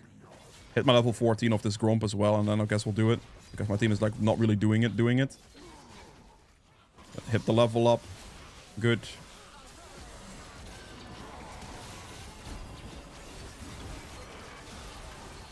Make sure to stand between that guy and the ADC. Make sure to create space first. Very good. Ghost here. Chase the misfortune out. You're dead, misfortune. Goodbye. Very nice. Patience there was crucial. I went in first and then instantly backed out of the other situation so they couldn't get an engage on me, and then we followed through after that. So they wasted their cooldowns first, and then I turned around to go in again. Doing it in that way, that made their fight impossible. Because I go in, then go out, and then go in completely, and then they lose. Very good. Very nice clean fight from us there, not bad at all. Also initially protected my teammate from the enemy support. Shove the wave here. I might be able to get this mid lane turret real quick, which is something I'm looking at right now. So they get bot lane turret perhaps, and I get mid lane turret here as well. I'm not going to go for inhib here, but just turret. This fight is something I don't want to go for. I'm just going to take this guy's topside camps now. Because that fight's too much. They are already dead there. Vlad lives, Vlad lives. If not, that's fine. Take his entire topside because I know everything's up. I'm not really interested in those inhibitors because those are practically useless at the moment. Wait. They're still chasing? What is going on? I maybe should have been in that fight then. I can maybe still go for this because they're obviously going to have to run out again. I'm going to run at this misfortune. She's going to run right here. There you are. Good day. Good day, misfortune. I have ult if she has flash. We're good. Go for Gnar first, because Mundo can screw himself. Good, and now we go for Mundo. If like, I'm not gonna try to fight the tankiest Mundo on the face of the earth, pretty much, compared to a squishy ass Gnar. Okay, be ahead of him here, and just walk with him, and we're good. And that might be GG. Katarina is alive, though. Who knows? We'll see. Oh, TP. I mean, that confirms the game. Walk with this Katarina here. He goes in. I ult after. Finish him off. Beautiful. There you go. Very, very, very good. Last items here. Dev's Dance into a Maw. I think I would have gone for Maw. And then I can go Jaksha to end it off. And that would be that. That's it for this one. If you enjoyed it, make sure to hit the like button. I'll see you guys in the platinum game. Okay, time for the platinum game here. We're playing this one against an Evelyn here, which she has Dark Harvest, which is actually very free, because that means her entire early game is useless. So that's really good. Any early game fight I should realistically win here. They have Vice support, which is interesting. They're pretty like melee heavy, not too much mobility, so we're running the Conqueror on this one. Pretty much. Let's take my reset here. We're starting topside and clearing down in this position. My gank angles aren't amazing. I could consider a Raptor start here and just farm up and make the transition gank mid lane happen, but I mean, anything can happen in Platinum ELO, so I guess I'll just start red buff anyway and just see if the bot lane gank arises. If not, maybe a mid lane gank. Otherwise, we just like take Scuttle and recall, right? It's all good. I'll check if she's like doing something in this position. Seems that we are good. Yeah, lanes-wise, I mean, we're just ignoring top lane. I think it's a pretty tough gank. Maybe after Camille's level 6, so she can lock the Karma in that box. That could be a decent gank, but before that point, it's just not going to work. Bot lane Zyra has some setup. They're both immobile champions too, so they're going to have Flash like available one time, and then afterwards it should be pretty good. So that's like a good opportunity, but I believe that Jinx Zyra is most likely going to perma-shove them on the turret. So that's what I'm expecting is going to happen. I missed my Q. Again, here we're going to keep our rampage stacks up as much as possible. We're going to drag this camp to the edge as we clear it. The edge of its aggro range. So we can kill it closer to the Raptor camp. I'm going to auto attack this, Q this, and then move to the Raptors. As you can see, the rampage stacks are pretty much just going to be up. We're going to W as soon as we get in range, drag the Raptors together and Q. We're going to drag this one out as well. I'm going to Q it to about there. It's going to get hit twice by the pet to 30 HP. Then we Q it in this position and we can extend our rampage stacks again. 2 points Q because we're going to commit to a full clear here. There's no like gank option or anything like that, so we're not going to look for a point in E here. Also don't think Eve is going to invade me. That would be a crime. You die to the pet and then we go Gromp next. I think my Ryze is dead. Yep. Okay, that might be an opportunity to get a mid lane gank off, because Diana definitely would have used both summoners in that position, so we might be able to finish this, and she is going to have to push the entire wave. We do not have E now, so going early is not going to work because we don't have E. So that's something to keep in mind here. We're going to drag the Gromp in for the last Q, so we can hit them both together. And then here I might be able to get this gank off, but she's probably going to respect the Ryze, unfortunately, now. She also doesn't have TP, so it's not going to look like much of a gank angle here, I would say. I'm not going to smite Gromp because there's no early gank angle. I could look for this bot lane play, though. There's an Evelyn here. We're just going to engage the Eve. I think I'm just going to click Ghost. Additional damage output and everything. She got killed before she got her full charm off. I knew she was going to greed for the full charm. Not sure if this guy has flash or not. We're going to see. Team's a little bit behind, so it's not going to go for much further than this. I'm going to have to respect the Diana in this position and probably just recall. I have hay fever, I apologize. Diana was not moving, so that's fine. But if I walk into that Diana there, if I walk up into it, that would be terrible for me, so I cannot really afford to do that. For some reason, I thought a moat goes into a Spirit Visage, but or a Spirit Chosen, sorry, but it doesn't. Seems like my mid laner is really in trouble. So our camps are all going to respawn now, so it's going to do a nice new sequence. It's okay, we just killed Eve, which is really good. And we were able to afford our Lucidity boots on the first back. I'm going to smite this early because I have 2 smite charges. I just want to have it rolling again. Going for Scuttle at that point is just not worth it. Like, not timing-wise because my tier 2 camps are spawning and I don't want to lose my tier 2 camps to Evelyn. But also not risk-wise because if the Diana is running down, I would die. So the Diana is just one-shotting me, right?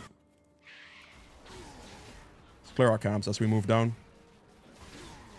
I have buffs for much longer because I killed the Eve when she still had them. Camille's still not level 6 yet, and my bot side camps are spawning, so we're not going to go top here.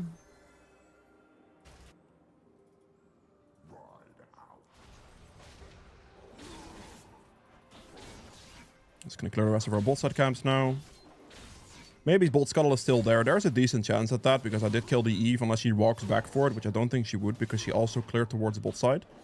I can probably still take it, like later after Gromp. But it's not going to be my priority. I want my camps to be done first, and then we're going to look for it afterwards. Okay, Eve just showed there, so I'm assuming she probably cleared bot scuttle. She had the tempo advantage on me there, because I obviously killed her very early, and then I had to, like, engage and recall. So I'm assuming this is going to be gone right now, but we'll see.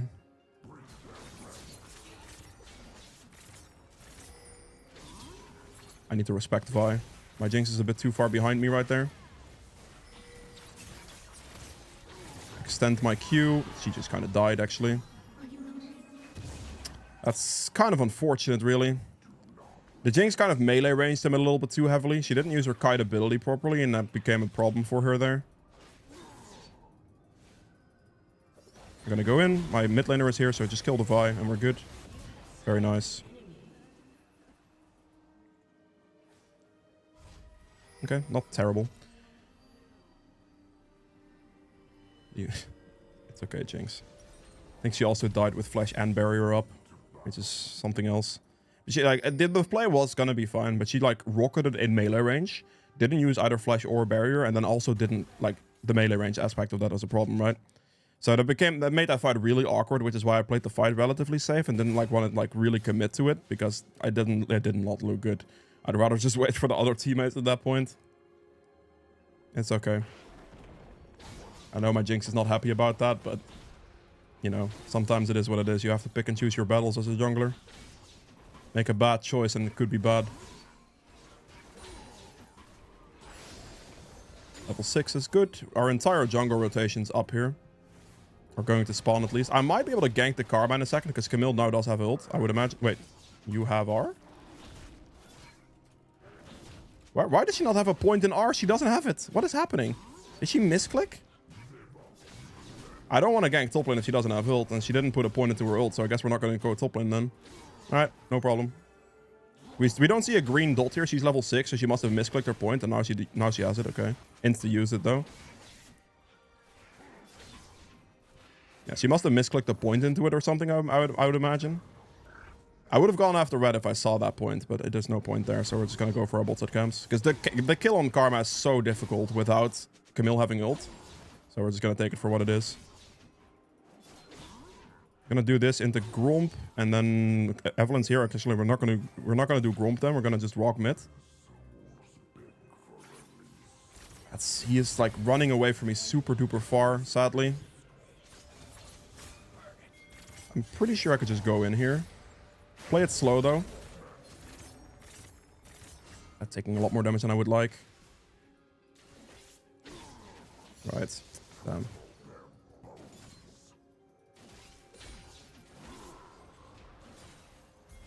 Let's move. Whoa, brother. What the heck? I need to ult away, actually. That sucks. I actually have to ult away because I have to respect Evelyn ult there. I don't know if she has it or not, but I do have to respect it, sadly. I guess we're just gonna have to go for Void Grubs. You should start that, brother. You really should start that. She's not going to, but I'm gonna have to speedrun these, of course. Not that free, but sure. Her wave is not really affected by this. Eve is obviously going to be both sides. Okay, Eve didn't turn around. If I'm Eve there, I turn around for Void Grubs 100% of the time there. It's quite the turnaround position, but I'll take it. I'll take the free top scuttle. Void Grubs here, sorry. We have Camille ult in 23 seconds, so I'm going to do top scuttle into a Camille gank. If she allows it.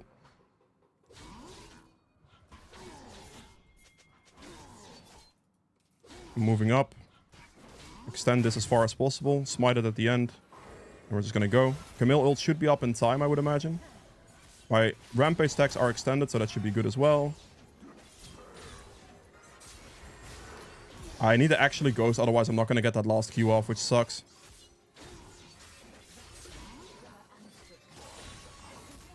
Alright. It's good. If I don't ghost there at the end, I'm not getting that hit. I hate this, actually. I hate this a lot, but I have to stay on the map for the Shojin. I might also be able to help my Rise, perhaps. He didn't use that exactly correctly, but it could still work. Diana's over chasing, so that could be good as well. I got Eve charmed. That guy is insane. There's TPs coming in, so I'm gonna like play this slowly, but I'll play for it. Does she have it? She can ult. E that, ult her. Ulted the wrong target, but I'll take it, it's fine. Ult's up in like 5 seconds if we can stall a bit. She got her ultimate back, bro. That's tough. That sucks. I actually assumed Eve would have ulted, which is why I thought I could go for that fight, but apparently she held it. She was very patient with her ultimate. I respect that. That's my bad. I genuinely thought she would have ulted there, but she didn't. If Eve doesn't have ult in that position, they will always lose that fight, which is what I was playing for with my ult coming back up. But if she has ult, I will die to her ult, and I just didn't think she had it. Okay, so out of this, we're gonna just start topside and full clear our camps, and then we'll look for the dragon. We're not gonna look to dragon first. We want to get our camps first. Way more important. If I'm Camille here, I wouldn't ult Diana. I would ult the other guy, because they, Diana was already dead, and then the other guy could have been like dead as well. Could have been good. I'm gonna mute the Camille. That's all good. Going straight for dragon here is not worth it, because of my camps being up, and I need my camps to be cleared. Eve is apparently just here. She doesn't kill me because she doesn't have ult, so I'll be fine here. I'm not going to interact with her much further. My camps are up, so we're just going to go for those.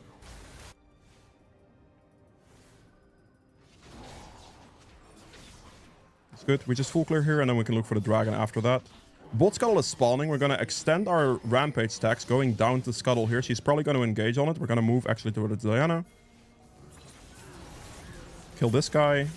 Eve is going to be able to get this guy. She doesn't have ult, actually. She should die here.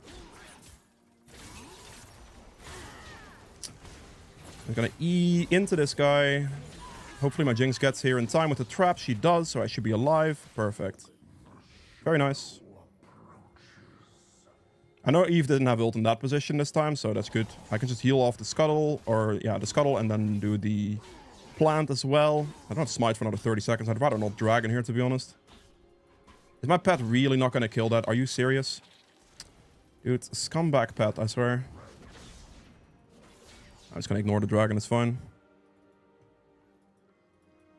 I'd rather do my botted camps, wait for my smite to be back up, and yeah, maybe play for that, like my ghost as well. I'm good with this.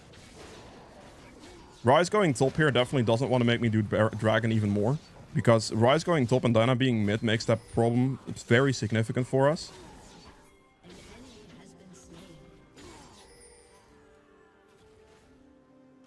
There's not a whole lot I can do about this, is there? Okay, no, we're gonna just respect that. Clear the ward. I think in this position I can now dragon because the bot lane is back. It should be doable. Ryze is also running back to mid lane, so I'm gonna hope that my team doesn't abandon me here, brother. That hit me? Are you serious? That's such a joke. Yeah, Diana missed her ultimates. What? I'm so depressed, bro. I'm just dead because the auto attack cancelled on... Ay, ay, ay. Alright, fair enough. You got me right, games. I just got scammed, man. I clicked the auto attack and then the auto attack canceled on the plant. Or like, I think my E timed out and that made it really shitty. And yeah, no, nice. I got scammed. I love that for me. I think because my E timed out, the auto attack didn't register the way it should have. And then it didn't allow the plant to get hit. So I actually ended up dying there. Okay, well, that is a dragon for Eve. She was in a very smart position there to catch me in that. And I'm also surprised that her Q actually landed. But all in all, pretty shitty. If he's smart, he just hits Evelyn only. She probably has smite. If she doesn't... Kill it! She doesn't have smite! Oh, you could have had it, Rice. You could have actually had it, brother. It's okay. That's tough luck, bro. Oh, she didn't have smite. He could have had that. He could have had that. That sucks. Okay, seems like we are in trouble here. I'm gonna stack my rampage stacks on this before I go in mid lane, and we're just gonna run at this Diana now. She doesn't have ult. She shouldn't be able to do anything here. Why is Vi mid? Okay, fair enough. Damn, if the Vi isn't there, I just kill Diana, but Vi is just instantly there. The backup is real. Okay, they win the feats here probably. Yeah, they did. Interesting. I just keep farming, it's okay. I seem to have drawn the short straw on this one with the teammates, and it happens sometimes. I think I'm going to lose the Rift Herald here as well.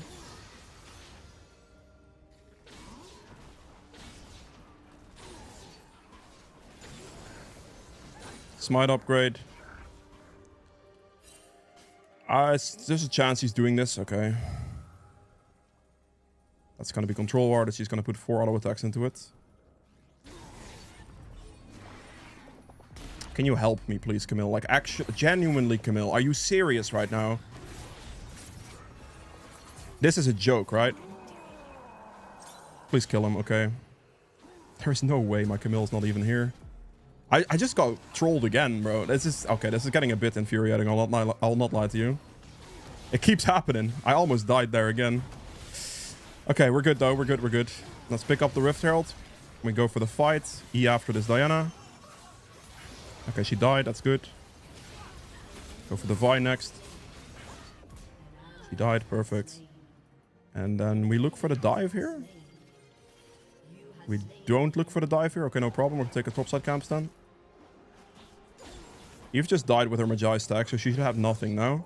She probably still has ultimate, so I will have to respect that. But her 3 topside camps are up here, so we're going to look for that. She could smite any of this at any point, so I'm going to have to keep that in mind. I'll try to hold my smite as long as possible. I'll smite this. Okay, Eve is mid. We're good. Take my reset to get the cleaver. Didn't win the feats. That's okay. Let's build a pickaxe here. Let's go for our bot side camps out of base right now. We're still like very far up on CS. As you can see, 93 against 142, which is really good. But yeah, our game position is a bit troubling at the moment. I think the scaling wise, we should still be okay. But I'm going to have to play very respectful for a while.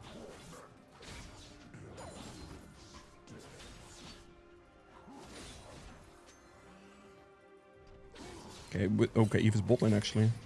Interesting. I can kill the Diana here in a second actually. I will do this. What we're going to do to kill the Diana here is we're going to wait. We're going to queue this. We're going to extend our rampage stacks and then go in on Diana like this.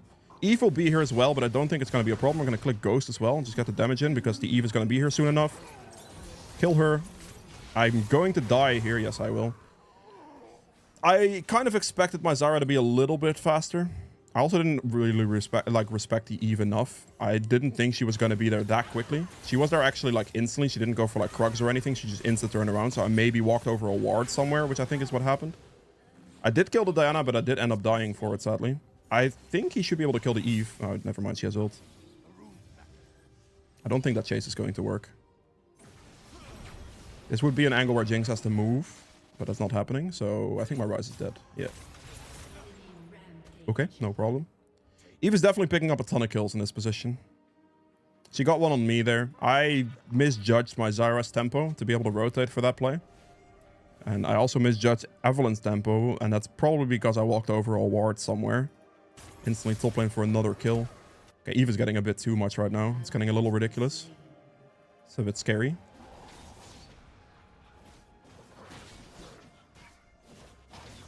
Let's take this. We'll take Bot Scuttle. Eve is now sitting on like 20 Magi stacks or something. 18, whatever it is.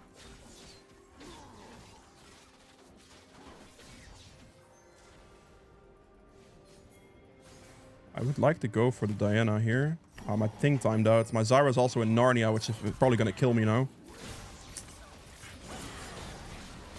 Oh, come on. I mean, it's still okay. But my Zyra walked down. I don't know what she did exactly. Because I didn't pay perfect attention to it. But she wasn't following as fast as I would have liked. So that actually ended up being able to collapse on me there. I think it's still fine. It's a 2-for-1 trade. I'm not worth a shutdown or anything. They might even get more kills in this position. So all in all, it's probably okay. Yeah, 2 kills is okay. It's not terrible. It's okay. That's okay. Pick this up. The more items we get, like the Eve also loses her Magi stacks for this. We get 2 turrets. So all in all, it's a very, very solid play. I just was really hoping not to die in that position. That would have been really nice. Oh. That is a death on my Jinx's end. He does pick up that kill, though. We just have to drag an ASAP. We need to do it as soon as possible. If they just start it right away, we can easily make it. I have ult for this as well if I have to, so it's completely fine. Okay, I'm going to turn this. Okay, we're not going to turn this. We're going to just do dragon then. There's no way that they're going to be able to smite this away from me, so that's all good. Hit that, avoid the Aphelios ultimate. Hit the Diana. My ult's going to be back in like 2 seconds. It sucks. Wait for that. Okay, but the... I disrespected Eve's position there. Okay, well, that's okay. She gets 2 kills. She might even get more here, actually. Azara's playing a very safe play there. I don't know. Okay, I misjudged our fight position, I suppose. The Ryze got engaged on, but I actually ended up dying. This position, I'm not sure what happened with my Zyra. Did she miss her engage, potentially? Is that what happened? Okay, my Rift Herald just got auto-spawned, sadly. Pretty tricky game. These fight positions are very awkward. Very, very, very awkward. Eve is sitting at a good, nice Magi stack count again. This will be tricky. I mean, see, they're gonna get autocon here. Out of base, I'm gonna have to go topside camps. There's no way I can contest this autocon right now. There it is. At least we did get the dragon, which is decent, but yeah. Our fight position there was much worse.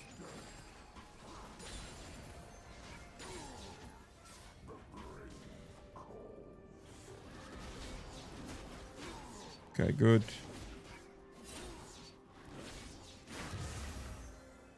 Gonna focus for a while. Everything will be chill.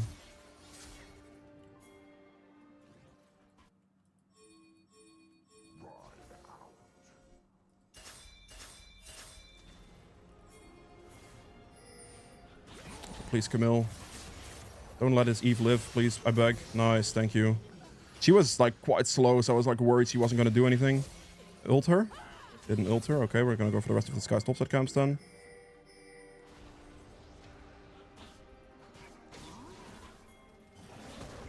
It's a good catch on Eve. She was gonna go for a Wolves there, right? So that was pretty obvious. It's a really good situation. Aphelios dies as well. They lose mid-silent turret. The catch on Eve there is really massive. I was kind of worried Eve was going to be able to ult out as soon as Camille like kind of delayed herself a bit too much, but it seems like this is going to be an end potential. Don't rocket minigun it, please. It's way faster. Thank you. All we have to do is hit Nexus now, and I think that one catch just ends the game instantly. Yeah, we actually just end the game here. Just hit Nexus, we're chilling. I'll actually ult into this. And there we go. Sudden end of the game because we got a very nice catch into a very good play. Finishing off the build here would have been a Death's Dance into a Maw into a Jock Show most likely. If you guys enjoyed it, hit the like button and I will see you guys in the Emerald game. Alright, time for the Emerald game here. We're playing Hecarim into a Zed on this one. We have Phase Rush here because their team is quite mobile. Like, they have a lot of mobility, not that much melee champions, so we're going to end up going Phase Rush on this. So we have the extra mobility potential there. That's good. Lanes-wise, I think playing mostly for bots should be good. Mid lane might be gankable, but with Poppy, these two, it's like the most probable setup I can have. So we're going to do that. For the clear, obviously, the main thing, just keep your rampage stacks up. I've been doing, right? As long as you do that, you're good. The Zed starting on Raptors. That's an interesting way to go. I mean, he's just gonna farm. He's not gonna be able to, like, invade me, really, but he'll be pretty quick with his clear. That's definitely for sure. Drag this and then Q it together. W into a Q. And we're essentially just, like, auto-attacking and Qing the entire time. Between camps, keep your rampage stacks up. And that is the way you get clear speed on this champion. Drag it down. I do have to do one more hit because otherwise it'd be 27 HP. And we'll kite this towards the Raptors as well. Most likely gonna end up going for a full clear with no invade potential. So we'll go 2 points Q here instead of taking like a point in my... I have to do my W there, I think, because I otherwise may not have killed. Without taking a point in my E, I will just go for the points in Q for the additional clear speed. Very nice kill on bot lane.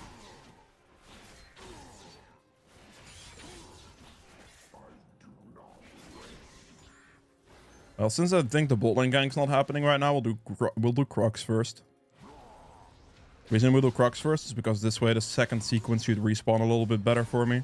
And it looks to me right now like this is just going to be a clear sequence game for a bit. So that is what we're going to go for. I'm going to take my... Okay, well, I guess I have to Q it because my W didn't want to apply damage. Take the red buff here, and then I think I will just walk top scuttle. I could look for the bot lane gank, potentially. That should die, and then I'll just run bot lane here. I think this is just like freshly warded, though. It's not warded, so we could just go. Who are we picking? We're picking Ziggs, right? Oh, that's bad. I think this should be fine. Make sure to keep my rampage stacks up here. I'm just gonna help him shove the wave so he can recall now. That should be good enough. Is that still waiting in the bush? Is this guy gonna engage me? Is this warded? Should be fine, right? I'm fine. We're good. Perfect. Let's go here. Actually, no, let's buy the boots in one go, of course. Okay, so he started Raptors, so those are up. I mean, he's gonna rock out of base the Raptors 100% of the time here, right? We're gonna go to top scuttle. I don't think he can get that. And we'll just go full clear again. It's okay. Let's catch the tempo on it for myself. I might be able to gank top lane here as well, actually. I think I'll go top. I'm gonna stack up my rampage on this scuttle. And then we'll go top lane here. I mean, he saw me there. I can maybe engage him, but it's not gonna amount to much, I think, apart from some poke damage. Yeah, there's just nothing there. There's a ward that I'm not gonna put 4 auto attacks into. I need to hurry up and catch my camps right now. I'm very likely to lose my Raptors in this position for that top lane gank just now. I hope not, but I think with what just happened, I think I lose my Raptors on this one. He might even drag, and like he's like either here or here. Or ganking bot lane, of course. That also works. Yeah, I think my bot lane might die off that one. They're alive. They're actually alive. Gamers. Okay, nice. That means I don't actually lose anything here, which is good. I think the top lane gank was a bit too greedy of an angle on for me. I shouldn't have gone for that. Put myself at a risk of losing my bot side camps for no reason. I mean, my bot lane has to just respectfully recall here. There's nothing else they can do. Let's clear my camps. I'm getting quite a bit of camp tempo on this Zed right now because he is over ganking now. So it's not too bad.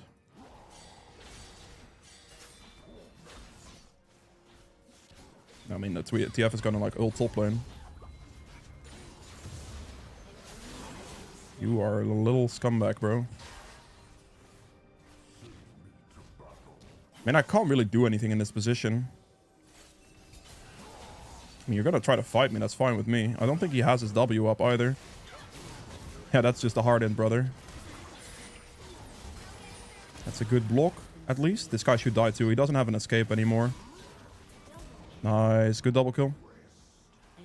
The problem that happened there, like he got blocked by the Poppy W, right? So his dash went nowhere, and as soon as he doesn't have to dash anymore, he kind of just died. The thing with the Zed here as well, he used his combo on me, and he didn't have W to escape anymore, so he's just dead as well. It's like realizing what they actually have available, right? My top camps are respawn. I'm gonna run out of base. I obviously want the top scuttle here as well. So we're just gonna do blue buff, hit level 6, and then contest top scuttle probably. His Raptors have a good chance of being up as well, but still doing blue first is good because it hits me level 6, so I kind of want to look for that regardless. Because being level 6 is quite a strong advantage. I'm surprised TF ulted top and not bot lane. That was really good for us too. I think I just do this and I'll just look for his Raptors real quick, and if the Raptors are on the thing, I'll just simply go for the scuttle. But this level 6 spike should be good.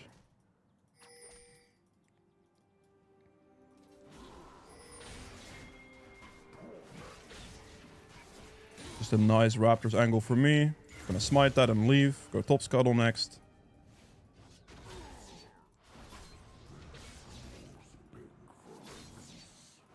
Okay.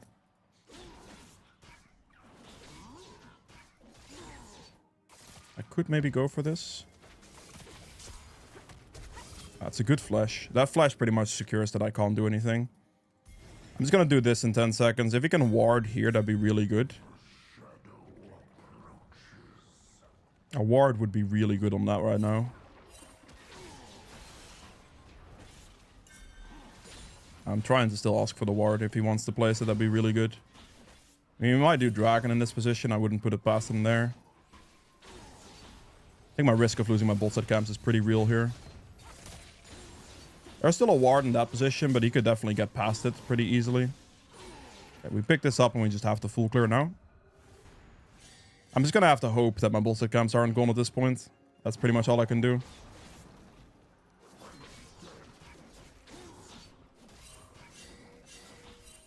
I think he's like bolt side camps, surely. Seeing me kill void grubs like that, that must be a bot lane gank angle for him.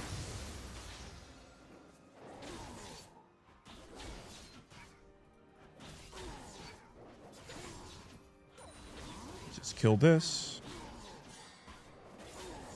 He did dragon, that's okay. I think my bot lane is definitely double dead here, but that's okay as well.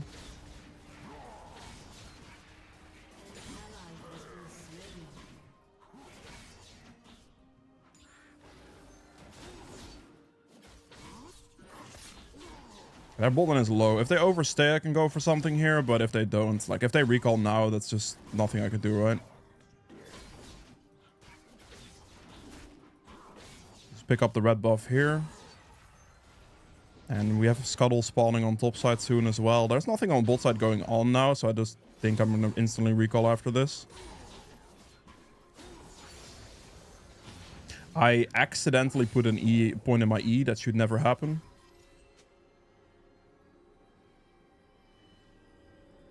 That's my bad. Do not put a point in E there. Do not. You want to put you max your W second. A misclick is a misclick. It is not the end of the world, but yeah, don't make it a consistent thing. Alright, we go top scuttle here. And then we might be able to kill the Scion. He's relatively low HP. What we can do here is we can stack up our Rampage on the Scuttle Crab, and then we get our Rampage stacks going straight into this play, which is what we're going to do. So we're going to walk underneath it so it walks up, and then we just Q spam, not using any other skills. I'm just going to kite this up, hold my smite since I'm going for this. I think I'm just going to go for the Z straight away. Where are you, buddy?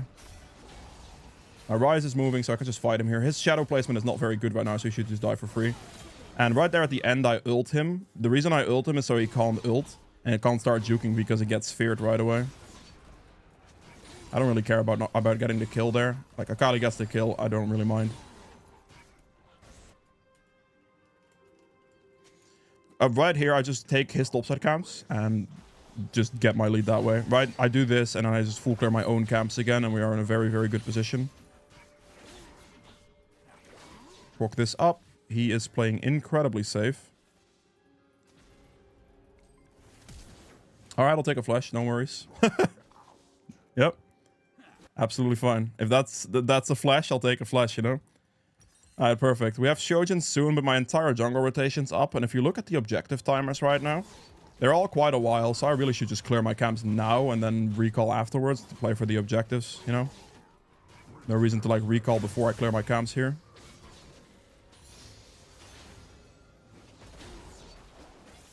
Clear everything. Zed's bot lane. Okay, I'm gonna do this camp then. I'm just gonna run bot right afterwards. Drag it as we go. Okay, they traded a kill in return. It's like, okay. All things considered, they still got a return kill. It's not terrible. Does he go for my Krugs here ever? Let's see. He's not here. That's really surprising. Okay, we'll take it though.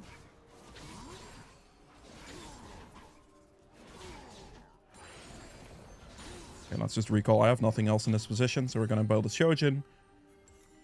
And then we'll build into the cleaver.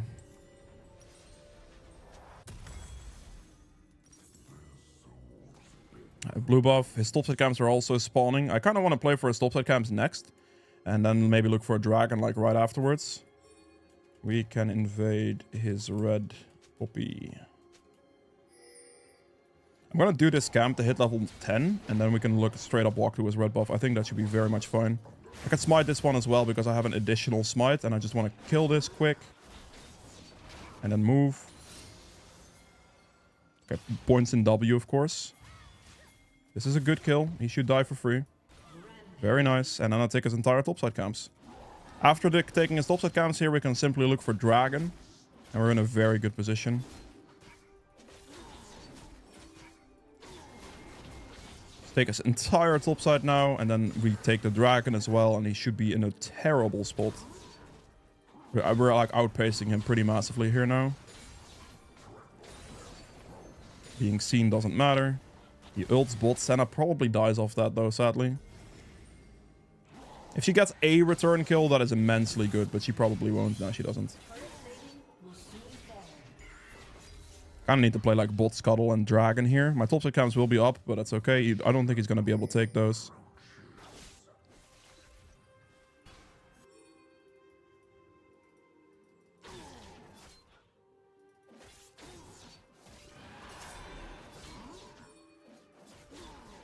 I think I just do this on spawn. I don't see how they can contest us here. Because I just made that play on bot lane, used a tremendous amount of cooldowns for that. I just don't see it.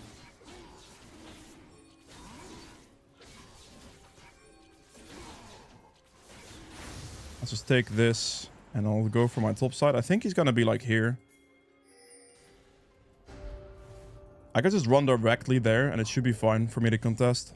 I don't think there's anything you can do about this. Not here. Okay, he just took that. I guess he got away with just that one. He walked up and out, I believe. That's fine. Gonna click Ghost here. Gonna click E here as well. She gets the stun.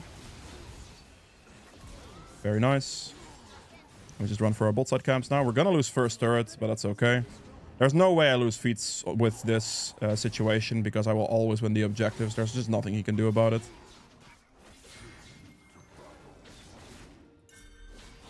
I would like to clear my bot side camps before I have to go Rift Herald. If he does it instantly on spawn, I think he could get it. Like this. Would he though? I don't know if I like it. I'm just gonna do this and I'm gonna run up. Need to be quick. This is looking a little bad. I might not be in time here for this. Okay, he's not doing it. That's good.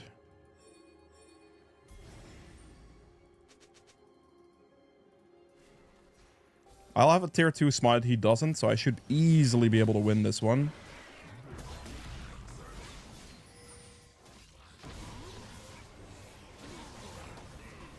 I don't think it's going to be a problem here.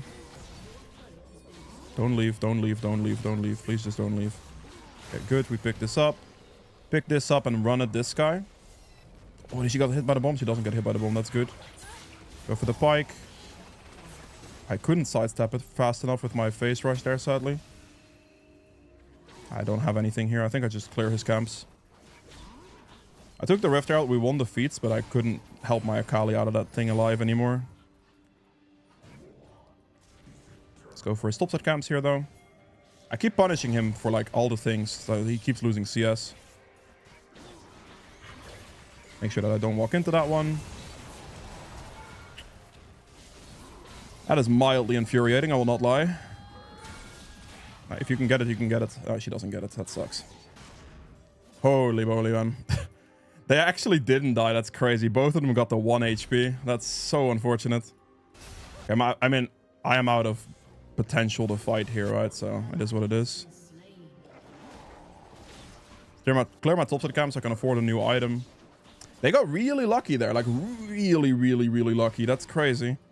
Both of them dropped a literal 1. Both Ziggs and Pike, 1 HP.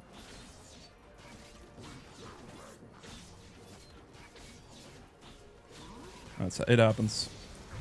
Let's just recall now. I got my cleaver in one go here, which is a colossal upgrade in damage. I am very strong now.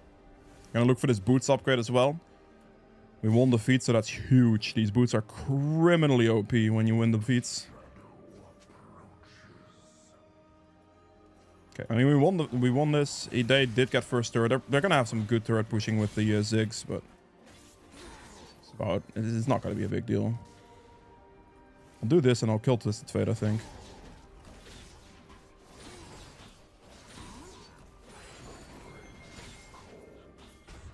Let's see if this guy walks up at all. If he does, he's dead. Okay, my Akali dies in top lane. That guy is definitely recalled, Poppy. There's no way.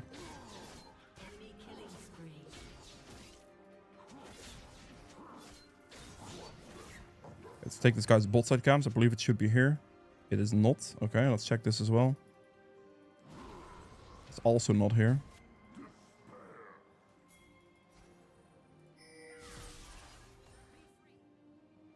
I would like to go for this. We have Dragon in 50 seconds, though.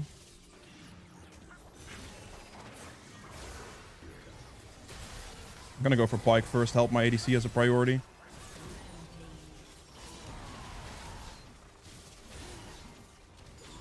I mean... Am I dead here? I'm actually gonna have to run away, because the Zed would otherwise kill me. I mean, I'm not able to help this guy. Hopefully she wins the fight. Oh my god, 1 health is so brutal. That sucks, man. They're just like so lucky. They're just living on 1. I need to recall, get my boots here. We should be able to win here. This guy might overextend a bit too far. They're probably going to kill him first. Yep, there it is. I don't know if I make this, but I'll try my absolute best here. Akali should have the Zed. If she kills Zed here, that's huge because that's a free dragon.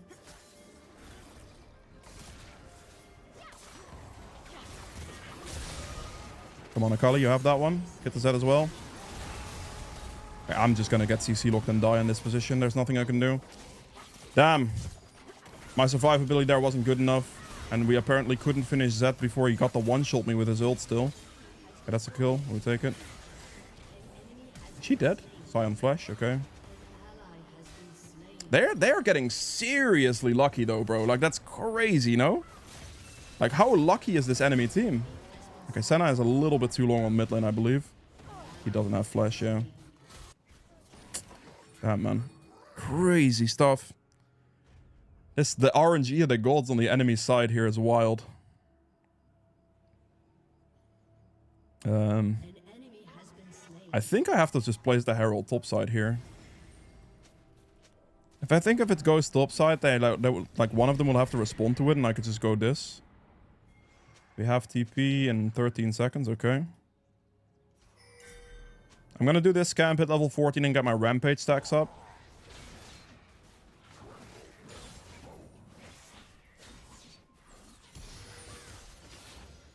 I need some vision over this. The top lane push is a serious threat right now with the Rift Herald looming there. The Ryze can make some work happen with that. I'm gonna do the red buff real quick. It should be very good. They're going very deep on this. I do like it, but I am a little bit too far behind on this play. I didn't expect them to go for this. I don't think chasing more is worth, because now I should absolutely Dragon first. Drake, then Atta.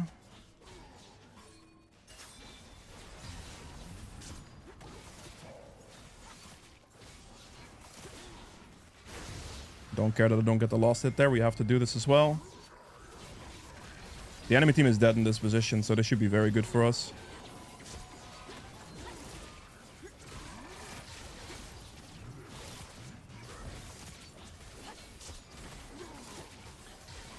This is good.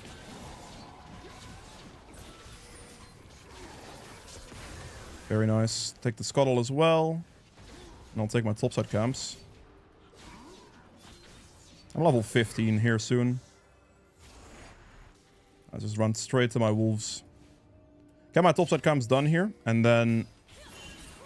I'm not even going to try to help you. You're either dead or alive. Good luck. This is a very big int. Like, in those moments, just don't help your team. It's crazy. Like, you cannot. You literally cannot. That would be dumb. I just take this, take the Gromp as well, and then we maybe look for the Scion here, perhaps.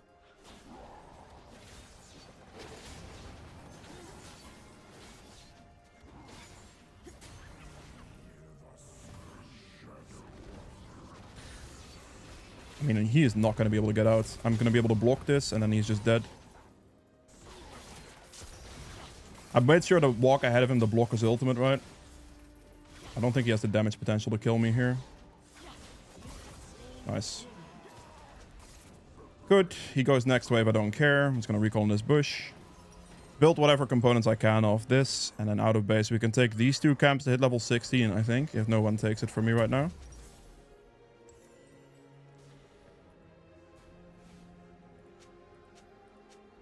Two camps should hit me this level up. I think I want to play for the mid position here. So I'm going to do Krugs first. And then I'll do Krugs, Raptors. And then go towards my team. Pick this up. I have 228 CS at 23 minutes, which is insane. And that's actually an insane amount. We do this and we go for the top side invade. Like I have double this guy's farm, literally. Literally just double his CS is crazy. Let's clear all of this right now.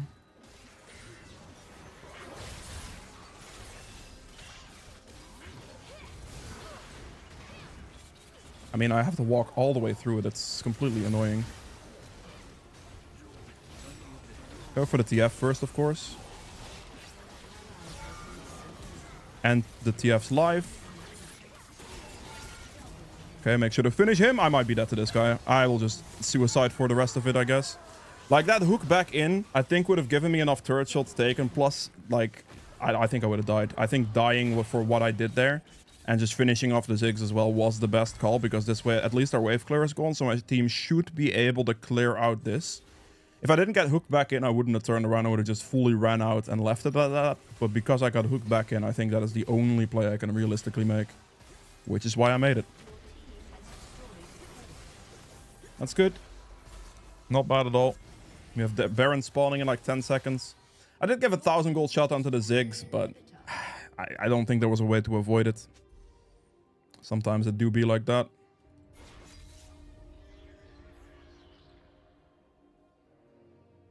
Actually, I think I'm going to go double health crystal here instead of going for this. I'm going to go Sterax next. But I think double health crystal is the move. Not sure if I'm a big fan of this teleport to bot lane. Because now she doesn't have TP to actually help with Baron if a fight comes to be. So, that's maybe a little awkward. I think I'm just going to want to do this.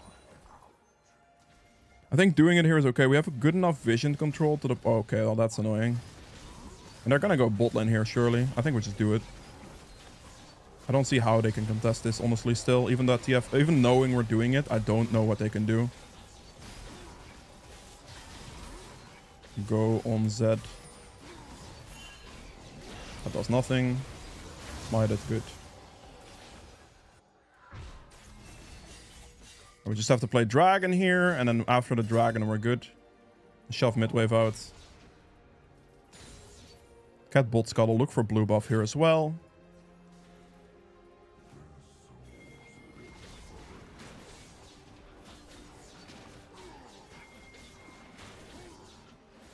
We should take the rest of this too.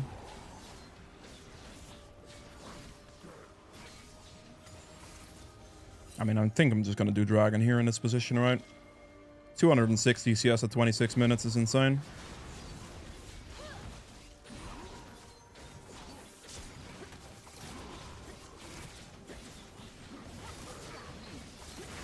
Pick this up, and then we go for this.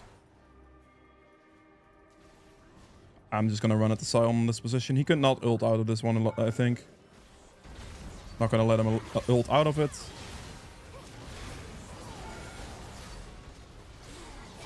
Tell me he dies without me dying, please. Good flash, actually. He avoided the Senna ult. Okay, well, I guess I'm recalling because I don't have any HP left. No problem. I'm not gonna like wait for the rest of my health because my intention is to take red buff here anyway, and it gives me enough HP regen for that to be fine. So that's good. So I'll take the red, and then we'll walk towards hit level 18 of this, get extra base stats, and then, I mean, obviously it gives my team red as well. They can sustain a bit, and we should be good of a next push. Get towards it quick. So you just need to shove top wave here. We need to keep pushing bot wave as well. I'm pretty sure I'm just going to go for the Scion here.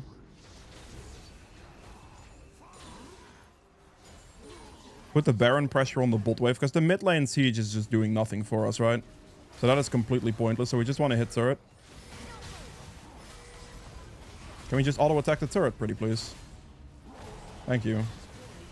Like, hitting anything but turret there is just incredibly troll. Let's ult this guy straight back into my Senna, so he should die in this position. And the enemy team FFs. Alright, beautiful.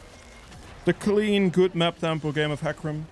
I hope you enjoyed it. If you did, hit the like button, and I will see you guys in the diamond game. Okay, time for the diamond game here. We're playing this one against a Pantheon. We're also running Conqueror on this because they're pretty melee / immobile. They just don't have much mobility going on in that team comp, so the phase rush is not necessary. The only real mobility they have is like Sivir ultimate. Okay. Went to the mid laner. Lanes wise here, I don't want to play towards top, so ideally I'd like to start top lane and clear down. Although that kill just now has got me a little bit worried. They might even get another one because Aatrox didn't walk back. Oh no. Oh, please don't go to Pantheon. It went to Pantheon. Oh no. Well, that's a brutal start to a game. The Aatrox just slightly overextended there. The Thunder Death at the first place, like kind of whatever. Afterwards, it became a little awkward. Obviously, that guy's gonna recall. He's probably gonna start his clear now with an additional longsword. And he should make it in time for the spawn of his camps as well. So, yeah. We'll see how that goes. Talon is going to go for an invade on this Pantheon. That's pretty spicy. My ADC is already mentally checked out, it looks like. He's on Raptors. I don't know what he wants me to do about this, but I cannot do anything about this. Level 1, he barely doesn't get the kill. That's so unfortunate for him. Literally 1 HP. If Lysandra would have gotten her Ignite off, I think he would have died. It is okay. He is now kind of slowed down a lot on his clear. He does still have that kill and that assist. So he should be able to buy a decent item and still play the game after that. Instead of being like completely done for. So we'll see. Obviously, Kai'Sa has a pretty bad position on bot lane at the moment.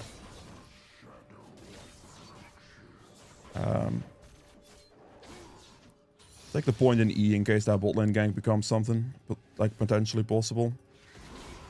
It is a little slower on my Q, like clear speed wise, but if I can do like a level 3 gank after red, it could potentially work based on this bot lane scenario right now.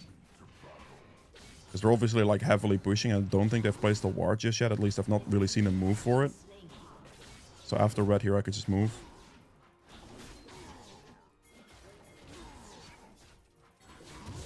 Okay, Kai'Sa's already checked out completely. I don't know if this is going to be a possibility, but we'll see. Talons should, I think, hit level 2 soon. We're going to see. Let's go for Taric.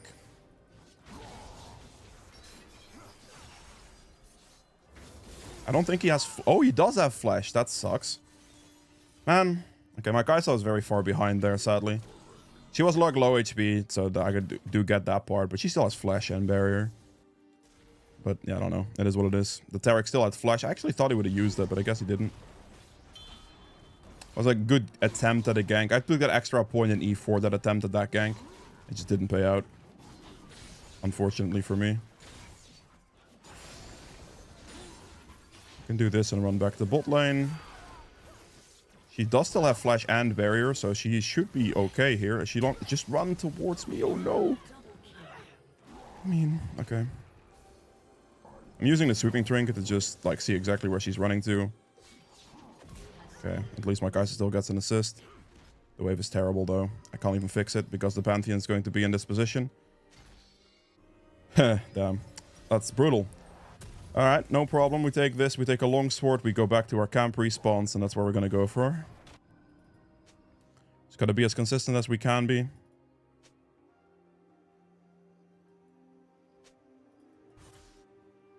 Obviously, don't let the negativity from our ADC affect us, right?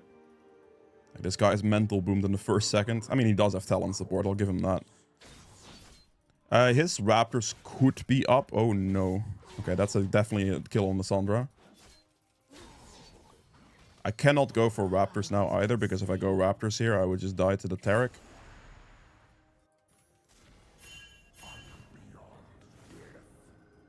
Okay, Taric's running up here. It looks like Pantheon is not going to go for that. Not going to go for an invade on me right now, because it looked like he may have gone for that. I still got the top scuttle relatively quickly there, and I'll just go for another full clear. It's okay. This is going to be an adventure of a game, I think. As long as we keep consistent in these types of games, it's looking pretty good for us, honestly. We can make things work. So consistency is going to be key here. I'm up on CS on this Pantheon by a decent amount. He just has a little bit of a kill advantage. After level 6, mid lane becomes incredibly gankable as well with the Lissandra ultimate, so that's something to think about. Let's see if this might go for a dive. I don't know if they actually would, but they might. Kind of like shadowing that a little bit. He's obviously placing a ward right now, I think. I'm just going to wait for this to spawn and just do it as it spawns. I need to make sure I get my XP. This is sadly not going to hit me level 6. That would have been amazing, but it'll be okay. I do think there's a control ward, or a ward, sorry, in try for us. Like, I do think there's a ward there. But I don't know if I can really do anything about this as like a gank potential on bot lane. We're going to scout with vision, though, with its sweeping trinket. There's a Pantheon here. Okay, the wave is in turret. I think that's all we need right now. Oh, okay, yeah, sure. I mean, we have mid and bot prio. I can do it. I would need my Kai'Sa to actually help, though. Going for a bot wave at this moment in time might be scary, because now she potentially gives them a collapse. Especially if this guy all-ins that guy. Okay, this is looking a little sketchy. Okay, Taric shows bot lane, though, in this position, right? So I don't think the enemy jungler is going to go for it in that case. There he is, though. This is not good. He has a better smite than me. If he goes for this, I lose. Okay, we're good. Better smite means he can Q smite it for like an absurd amount of damage. And if that happens, I cannot win the smite battle. So if he wanted to go for that, he could have had it every single time. Because he just beats me in that scenario. It doesn't look... I mean, the Sivir looks to be playing very safe. We're just going to do the scuttle into the top side. And we have the Void Grub spawning in like 40 seconds as well. So I just want to look for that.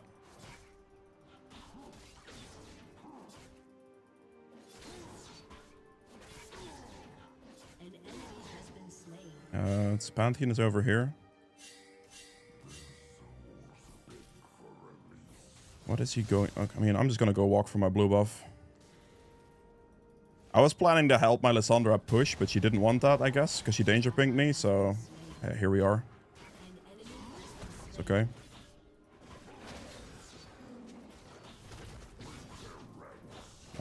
These Void Grubs are going to be up soon.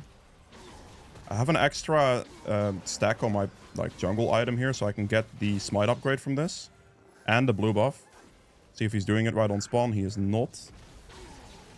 My Talon is moving. I think I could just do this right now, and it should be okay. The mid, there's no prio for them on the mid lane. I think this is an opportunity to just send this. Obviously, my top lane is in a fight situation, but I think just sending the grubs here is what I want. He goes for fight situation. I get all the grubs now.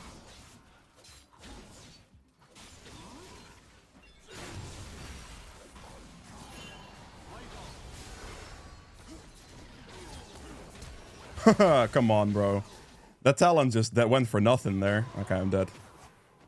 Maybe he still kills the Malphite. Okay, at least kills the Malphite. That's good. The only target we can really go for there in that position is the Malphite. I was kind of hoping he'd wall hop with me and we just focus him down, but I got a little bit too much damage on me. It's okay, though. Not a problem. I did get all three of the grubs, and we can just like run straight to our Gromp and do another full clear. Our tempo in this game should be okay, even though the Pantheon does have a lot of kills right now. Yeah. Okay. That Pantheon is quite strong. 4 kills is scary. I mean, it's definitely going to be a Pantheon and a Taric mid lane angle here, right? She goes for it. She gets it. She doesn't. Oh, that's... Oh, she does. Okay. She does die, though. I mean, all I have to do in this position is just full clear. That's really the only thing I have. All my camps are up. We're just going to go for that. So we're going to make sure we keep as much farming pace as we can. This way I can, like, somewhat contend with this Pantheon, at least. who is picking up a tremendous amount of kills right now. As long as I can somewhat keep up with him in this scenario, we should, I think, be okay. I do have 2 objectives. I have the dragon and the grubs. Okay, he's top lane. He's gonna go for top scuttle. His entire bot side should be up. But with the way this Terek's like rotating and stuff, I don't know if I can actually go for his camps. I'm gonna smite this because I have 2. Okay, we kill everything but 1 and then we extend here. That's a really good kill. What we do now is we just rocks directly to Pantheon's bot side camps. What? Come on. That Talon just dying there is actually really bad, because that just means my invade now becomes really, really hard.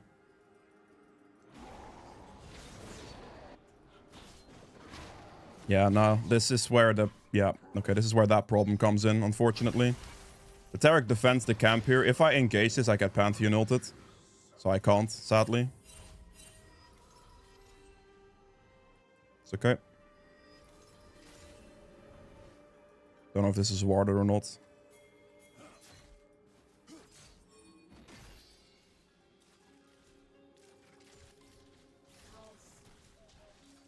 I mean...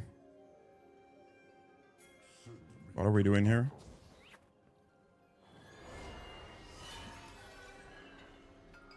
That's really awkward.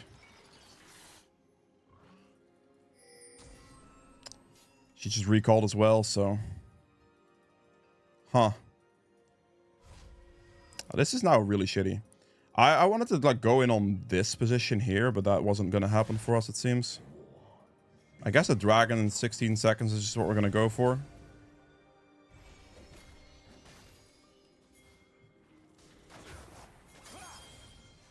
Don't know if this is gonna work, but we'll see. Okay, this works definitely. That's a free kill. We just go dragon. Please. Just hit it, Kaisa. Just... Bro. Where are you going to the wave for? Okay, well, that's fine, I guess. Backping my top laner here. Oh, there's the Pantheon. Okay, we're good. I was about to say that, like, if he's not going to go for the dragon, like, the only play he has is top gank here or my top side camps. But I mean, if he wants to go get my top side camps, that is fine. We get the Drake in this position, and that's good. Okay, solid. We pick this up. I'm just going to go clear my camps right now. We have gotten the feats of strength victory, which is good. How much gold do I need here? 1400? Okay, I can afford it after this. We're going to do this into Krugs, then reset, and we do our topside camps out of base. I have all the objectives. He has more kills than me, but I have all the objectives right now, which is obviously good. So, yeah. We're a little bit of a different in that regard. But all in all, our CS looks to be pretty even here too. There is a chance he goes for my topside camps here right away. No, he goes top gank instead. Okay. I think my Aatrox is dead for that then. Probably. We can go up here with the stun drive if he wants to. We're gonna walk past the Gromp here and hit it a couple times with Q to stack charges.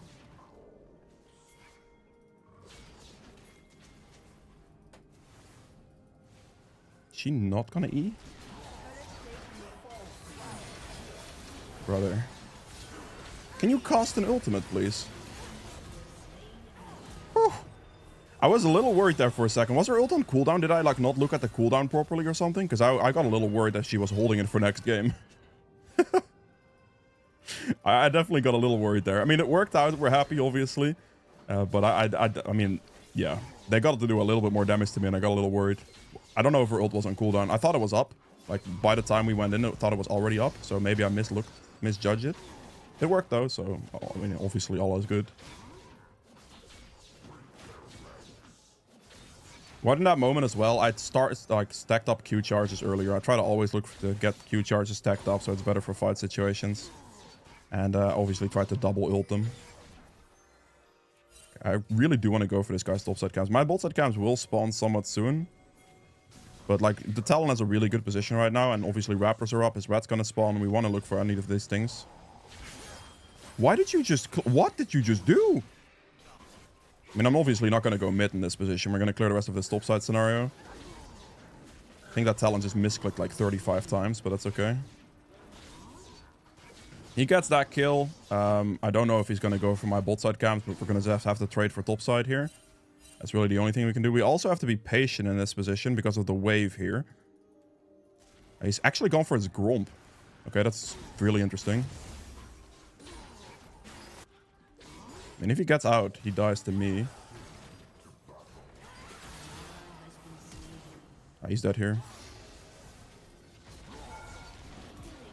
Okay. I maybe could have gone a little earlier. A TP used. That is Orianna teleport.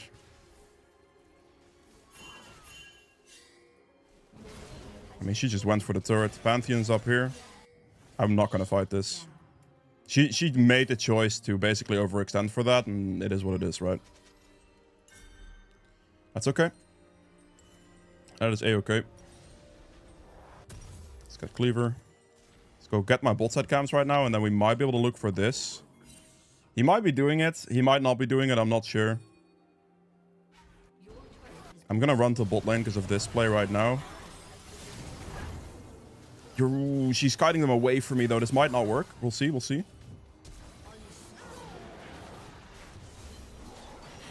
I got the slow on him. I think he's dead in this position, but we're not sure. Okay, we got him. Very good. Very nice. He queued me. I mean, this is not going to work. I was like, maybe he's going to try to go for like a last hit or something, but he just queued me instead. Wait, Pantheon is going topside? Okay. Take my bot side camps here. He's going to go for this.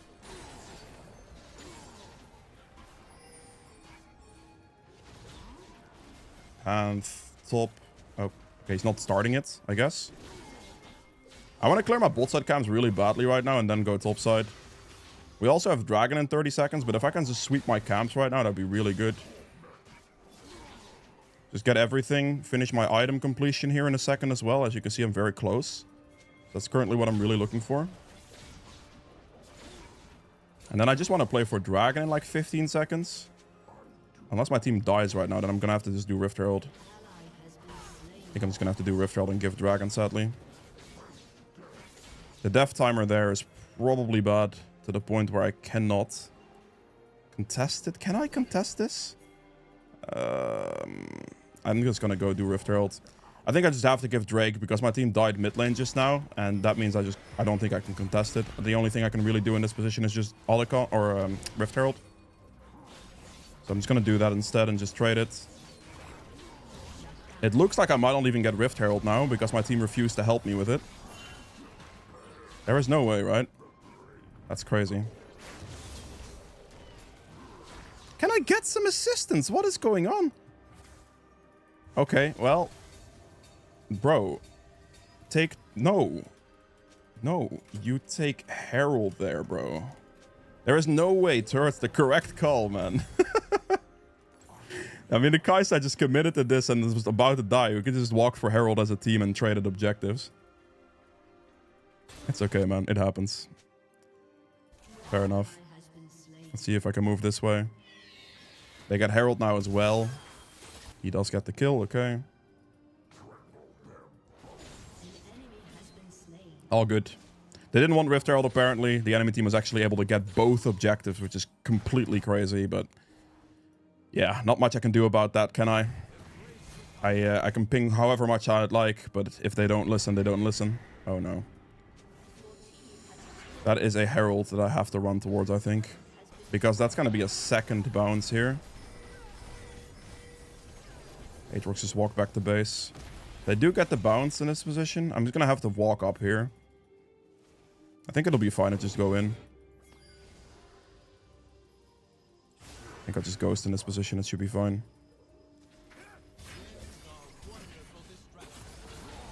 He did get the base bounce off, though, at least.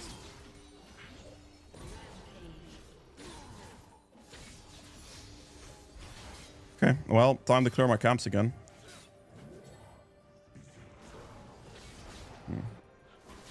The main thing I really just want is like the Olicon at this point, I guess. We lost the other two objectives in a row. which does give the enemy team quite a reasonable position in this game once again. I unfortunately was unable to completely cleanly stack the objectives in this one. But no matter what we're doing, we're keeping a consistent farm pacing, which is currently paying off big time, because if you can see the difference between me and Pantheon, I'm actually getting a hefty amount of CS on him right now, which is just not looking too good for him at the moment. Oh, he recalled though. That's so unfortunate. I mean, I'm gonna have to walk mid. Okay, does this work? This works, I think. No, this doesn't work.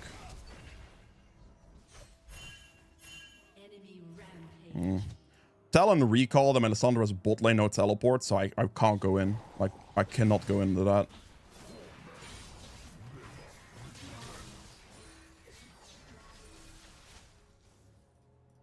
I mean, they're gonna go Otacon now, right?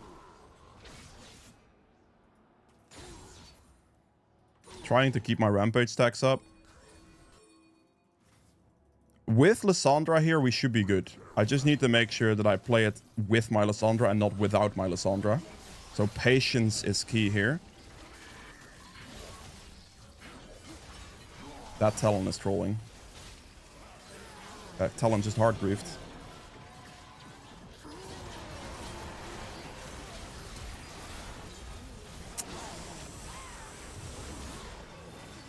I need to run. One more Pantheon Q and I die. I'm out of gas here. Dude.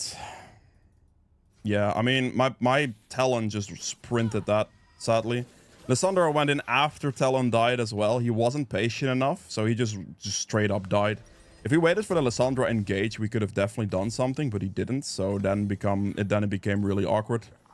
I did have to follow that, like at the end there, of course, but yeah, we unfortunately weren't able to make that very clean. But precisely what that Talon just did is what I avoided doing. Like, I avoided in that position to go in early. I waited for my Lissandra and then went in. That was the goal. We got hit by a very good Orianna ultimate. I hope my team can 5v5 a dragon. That'd be really lovely. I just need a little bit of team play on this and we should be good. I hope. No, don't die, please. Don't die, please. Okay.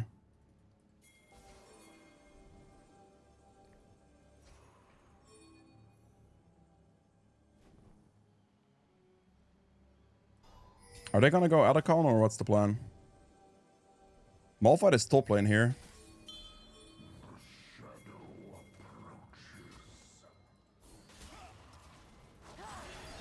This is really good catch. That's a really good catch. Gonna ult after the Orianna here as well. Finish her off.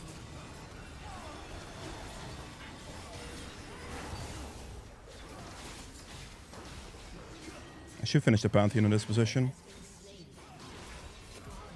Okay, very nice. Very nice. This and then Otacon.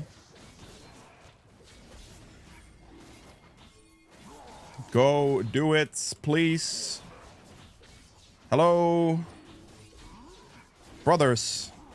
Please. They have some limited time here. Just please do the Otacon, man. We can get both objectives right now if we rush it. She might actually get mid lane turret, which is pretty good. I guess the call might not be terrible. I do, however, now think that we might not be able to get this. Because the Pantheon could ult to this, potentially. I guess we'll see. I should just go for it regardless. Because their team is still kind of dead. Yeah, I'm not sure if I can make this now. We'll see, we'll see, we'll see. Okay, it looks like our damage output is just still solid enough for us to just make this in time, so it's fine. Okay, it worked out. I didn't think we'd have the time for both. Like, I don't think Kai'Sa had the time to, like, go push mid lane turret and then still do Otacon.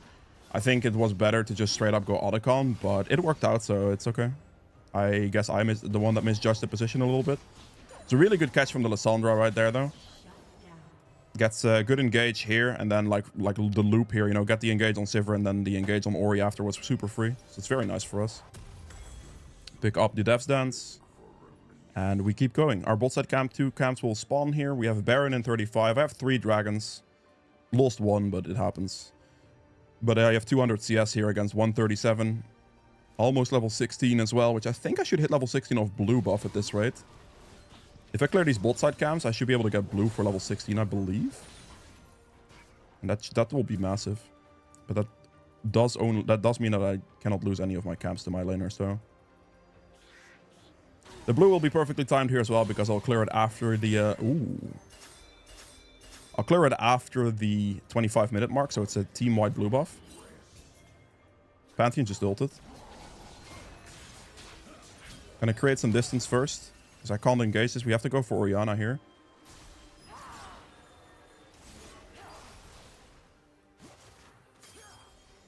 I mean, you either get him or you don't tell him. Good luck, have fun. The rest of, like, ooh. That works. Careful, back off. Wait. Don't go too aggressive. They still have that ult available. We're gonna Ghost now. We're gonna chase the Pantheon out. After this Pantheon dies, we Baron.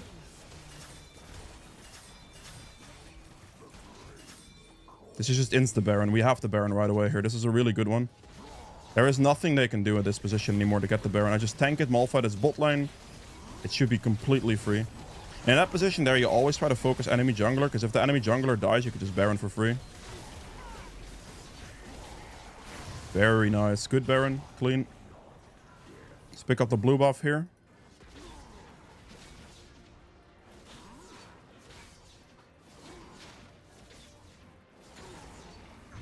Let me reset here as well. I'm gonna go Starax in this game. I think the extra survivability from Starax is really good against like the execution from Pantheon Q, just their burst damage in general. I don't need as much magic resist in this game. Obviously Orianna has some magic damage, but I can go like still like what Jaksho lost, for example, for enough MR. Obviously my W gives me additional MR, but I think the survivability from Starax will be huge in this position. I think right here I just go Sivir. Because she is by herself. If she walks forward, she dies. If she doesn't, then... I mean, I think I can get red buff here, probably. If it's still up. This guy's dead. Knock him backwards. Let's wait for my Kai'Sa to get here. Ult ahead of him. Very good. And we just take the red buff, which I thought was already up. So we take that as well. Just waited for my Kai'Sa to be able to close distance there, pretty much. That's all I did. Don't go in too aggressive too fast, you know? Bide your time properly.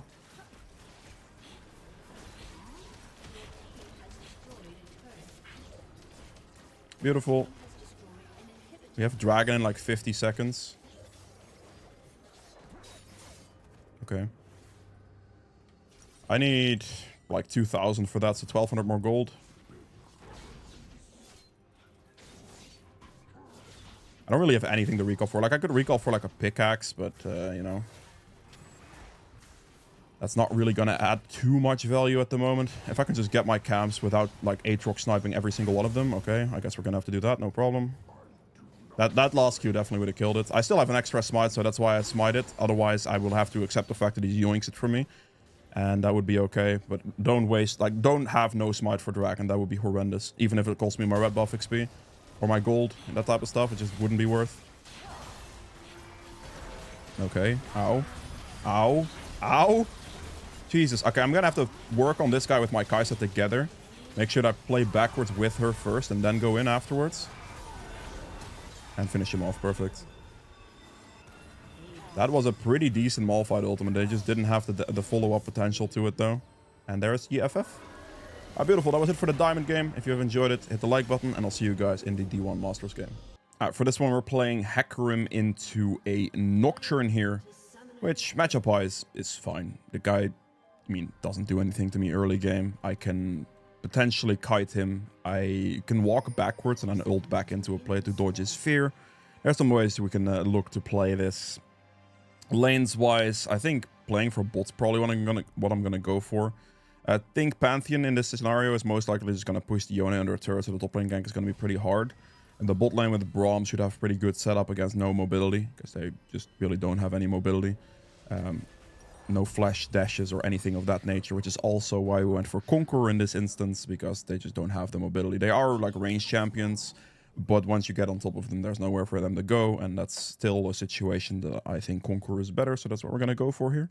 Also, I mean, you know, the tenacity here is quite nice as well. The extra armor when CC'd, sorry, not tenacity. I don't know why it's the tenacity. Extra armor when CC'd, and obviously the extra resistance from this. I can frontline pretty well with it. As long as they don't have the mobility after you go in, this is good. Now start red and clear it down, keeping your rampage stacks as you go. As always, of course. This is the most important thing when you want clear speed on Hecarim. Keep those rampage stacks alive. I would imagine that the Nocturne... I mean, the Nocturne could do either or, to be fair. If I'm Nocturne here, like, I could definitely go clear towards top or bot lane. I do think I'd have some slightly better gank set up towards bot side, but on his side, he barely has any CC apart from, like, the Nico snare. It's not Nocturne, of course. That's Nico, right? You can drag this to, like, down here if you want to, but doing even this is just fine, because we're going to walk up to this. We're going to W. Okay, in this case, we lost 2 stacks, so I did it a slight bit too late on it. Just wanted to show you that you have a lot of leeway, essentially, right? Just going to drag this one a bit better than the previous one. We auto-attack Q in this position, and then we keep moving. Take a second point in Q, since we want to commit to a full clear here. And then we drag this camp down as we auto-attack big one, making sure that the Q lands on the small ones. And then this way we can save some time by doing this. Oh, that died to the pet. Okay. We do Gromp for the better respawn sequence on the new rotation. And we cannot look for a bot lane gank here because we do not have our E yet, even though there is a fight going on there. But we have to finish our clear because without E, you're not going to be able to gank as Hecarim. So it is vital that we finish our clear for the E before we look for a gank position now. This is like the, I guess, quote-unquote risk of taking a second point in Q there. Because if this becomes a gank opportunity, it's obviously bad that you don't have E. And it became a gank opportunity, so it's slightly worse. But it should still be fine, because right now this is going to be a decent gank angle that I can go for. There's a Nocturne here.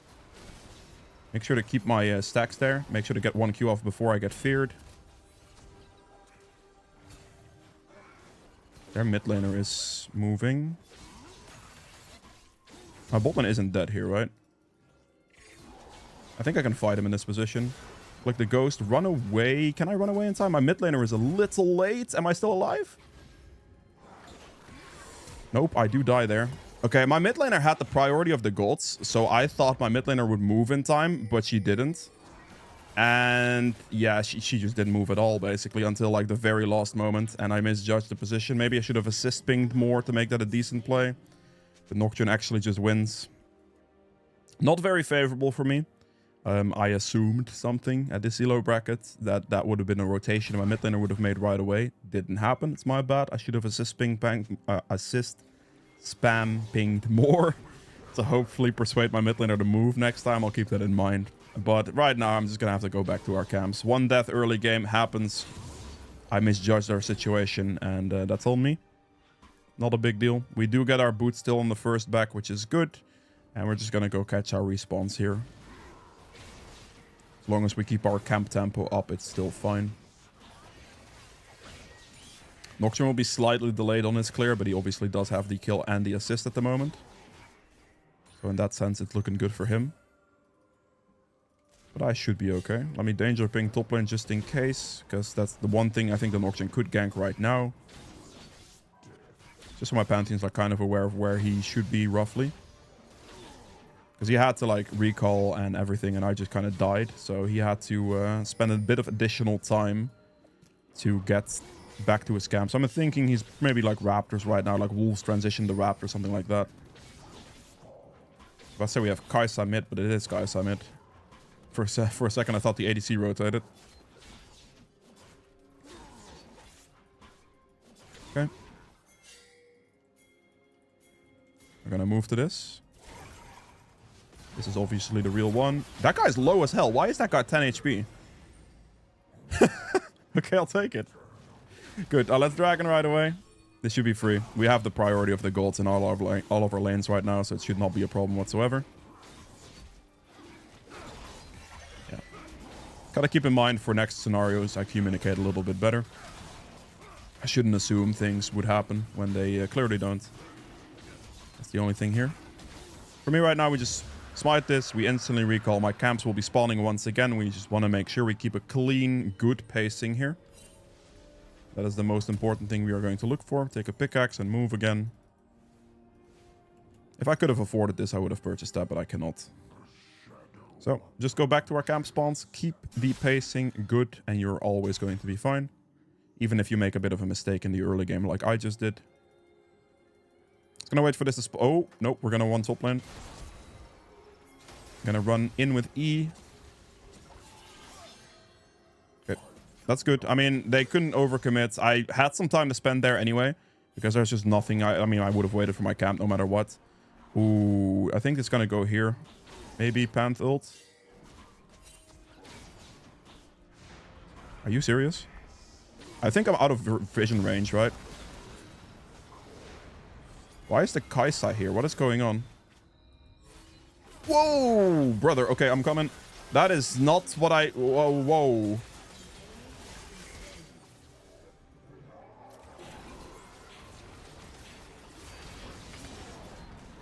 And I walk away. I'm whoa, dude, I'm dead here. Hopefully my Aurora at least gets the kill. I was not ready for that Pantheon ultimate. I really wasn't. But this should be fine, I think, because she still gets the kill. I got a bunch of assists. It's okay. I was not ready for that whatsoever. Holy. Okay, fair enough. Goddamn. I was hoping to like maybe wait for the Aurora and then go for a play. I also just barely hit level 6 right there. We can rush it, I think. It should be an angle where we can rush the Void Drops right now and it should be okay. Because we have like top prio here. If we just simply do grubs, we can take them and then it should be good. I'm just going to assist ping. I'm just going to keep pinging. Hoping for follow-up on this. Because I can get collapsed here. Yes, yippee. Man.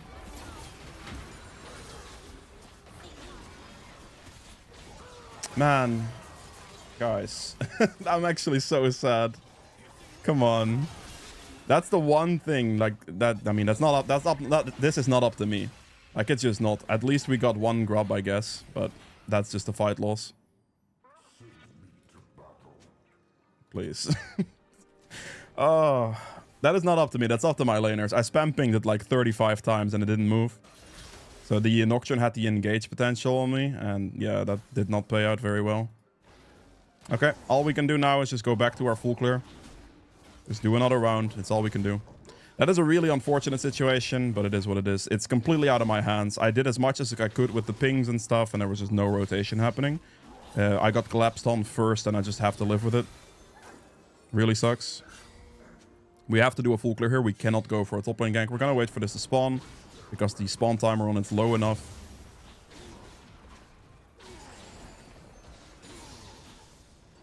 It's ironic how he wants my assistance on those types of things, but he doesn't help me in return. Can't.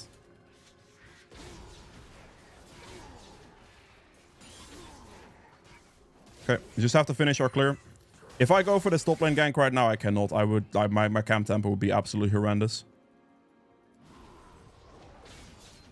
And it is what it is. Make sure that like when your camps are up like this, you don't go for like a random top camp, because if I lose all 3 of my bot side camps on top of what happened so far with like that Void Grub scenario, right? It's just bad. I can't. So we clear this. We look for like a reset angle perhaps, and then we might be able to look for another top play. We also have a dragon in like a minute. So those are things we are looking for right now.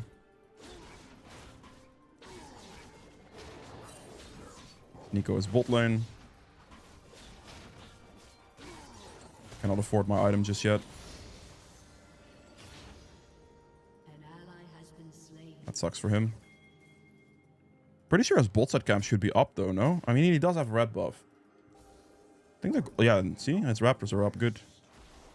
I'll take his Raptors and his Krugs, and I think I'll just go for the bot lane gank afterwards.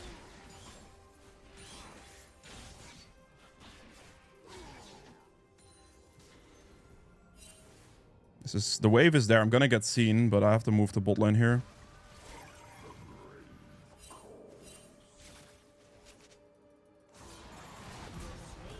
That's instantly Nocturne ult on me.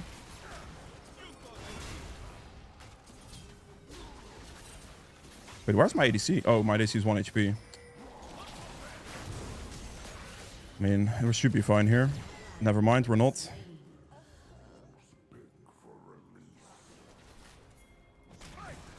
Oh, that got blocked! I mean, that's so bad. Okay, don't kill him, please. Oh, he got the passive reset. I'm dead there as well. Barrier too. The only way I live there is if he doesn't kill Braum with that rocket, because then her passive doesn't get procced, and I'm still alive. But the second that passive procced, it was over for me. She also barriered. Okay. Well, I mean, it was a good timing for Nocturne with the ult to counter-gank the bot position. Out of base here, we're just gonna have to go do our top side camps and full sweep all the way back down. Clear everything again, and then maybe look for the play on Dragon. We're not going to be able to instantly rush Dragon. We do, in this case, however, get our Spear of Shojin, which is really, really good for us. I think if my Pantheon waits long enough with his cooldowns, he wins that fight. Close one. Okay, we just have to full clear straight to Dragon here, pretty much. If this guy goes to push top, I will go for her, but she will not. There's no way she's going to hit top turret here. That's crazy. That would be crazy behavior. She does. Okay, she's dead. Goodbye. In this case, we're just going to have to go for Kai'Sa. That is just inting on the biggest scale. That's crazy. Super greedy for that, so we go for it. Like, if she didn't do that, obviously I wouldn't have caught her, because then she's just going to be in a position where I can't go anywhere. But because she did that, we can go for it. And we just finish the rest of our full clear now, and then we'll look for the Dragon angle. It should be okay. We are a little bit behind. Some plays have not gone amazing for us in this game, but it should be very manageable. I can have my ult in like 2 seconds here. Aurora's here with us.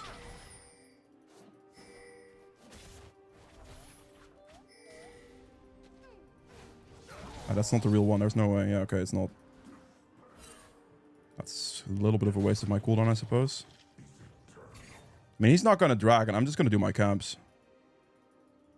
I'm just going to hit my level 10 here pretty much. Still up on farm tempo.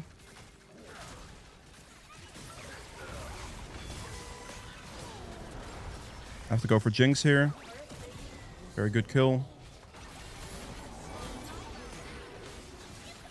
We need to focus the Nocturne here. It's a good kill. We're going to go for Kai'Sa as well. This should be a kill as well. Oh, she barely got it. Are you real? Okay, damn. I didn't think she would. That's crazy. We should get the Dragon here, though, so it's all good. Fight's not bad. I actually did not think she'd get that angle. That's crazy.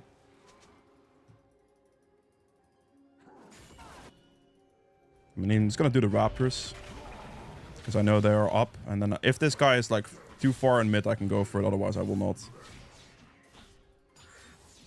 I'd say if this guy is any type of too far. She is not. That's fair. Okay, no problem.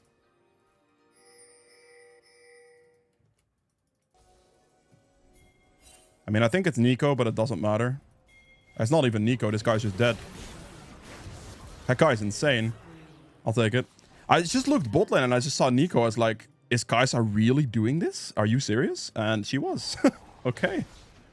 We take our entire jungle again. Everything's spawning. I would like to have a contention on this Rift Herald. However, based on my previous experience with the Void Grubs, I am extremely wary of doing this. I'm a bit worried. So I might not actually go for it here. Because I got hard abandoned the last time around. We're gonna definitely clear this camp for level 11 first. And then we'll look for the play. Okay, my smite's back up. My team seems to be helping from the start now, so we should be happy with that. Please, please, please, please, please, please, please. Don't pull another one, please. They're here, we're good. Okay, we're good. This guy's getting gates on top lane, but I mean, I'm gonna have to finish this. Hello? The top lane play is not gonna happen anymore, boys. Bro. Okay. No, we're good. Okay, we're good. We're good. I was looking a little sketchy there for a second.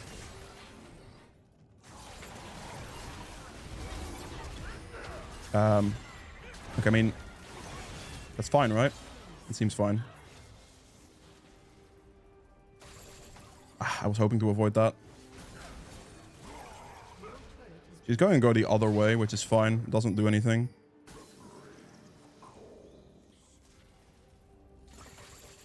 Didn't get the sidestep that. She dies to Braum, though. It's fine. I'll take my Baron recall, since I have it. Get the cleaver.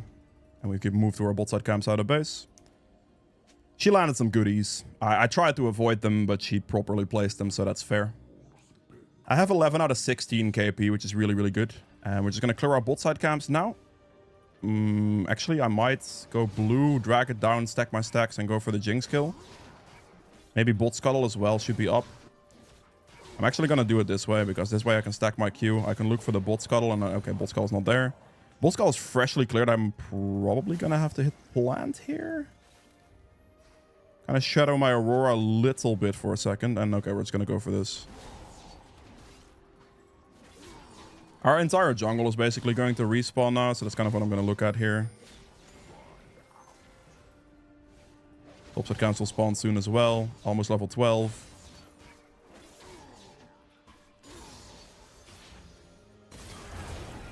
Okay. I could just run to mid here. We're going to run down into the jungle. Blue is going to spawn on that side. I do want to contest that. Am I dead here? I think I'm fine, right?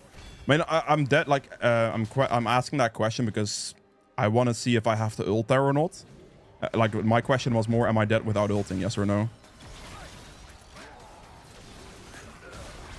Ooh. I ulted out of that because I saw the Nico come in as well. I was worried.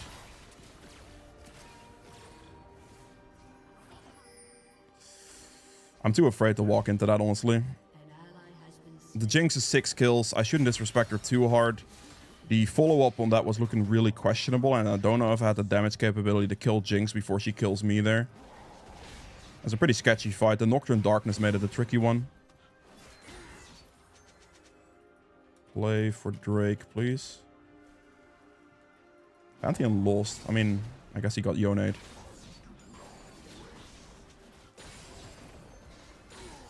He's gonna clear top wave here, honestly. No. Okay, we got it. We're good. I was like, please don't tell me I lose that. We're gonna play for this. I'll get my... I think I'm gonna get my... Nah, I'm gonna get my boots upgrade here. Let's just build whatever components we can from this. It's fine. Panth, could you come down, please?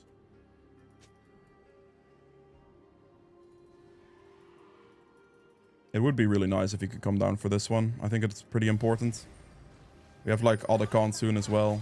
He doesn't have teleport, so this is one of those moments where it's like, we kind of need his help. Oh, actually, Yone is top as well. If he's top 2, that's fine.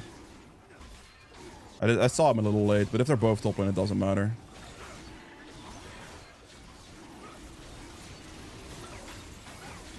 Got it. We're good. No worries. I thought Yone would move down for it, though. I really did, but he didn't. So it's fine. Whoa. That's mid lane. We run. We cannot run. That's bad. Jinx gets that kill too.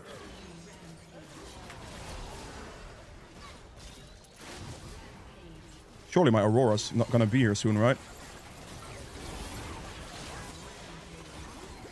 I should be fine here. Huge. My survivability there was massive. Help me.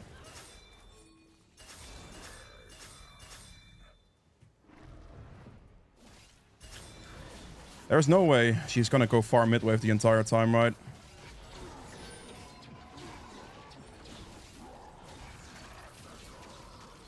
You just have to do this. It should be easily doable. I'm not gonna have smite for it.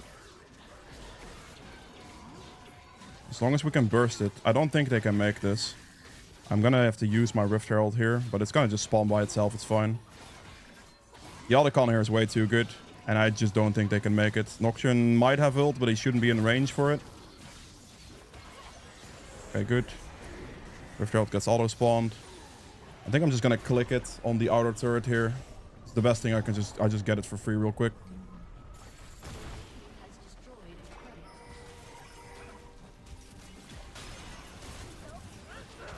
I don't know if I want to commit to this. Because he can just smite me out of the Herald and I would put me in a horrendous position. Let's just not do this.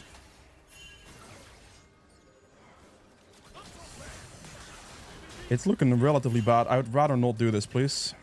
I'm just trying to backping them. That should be a kill.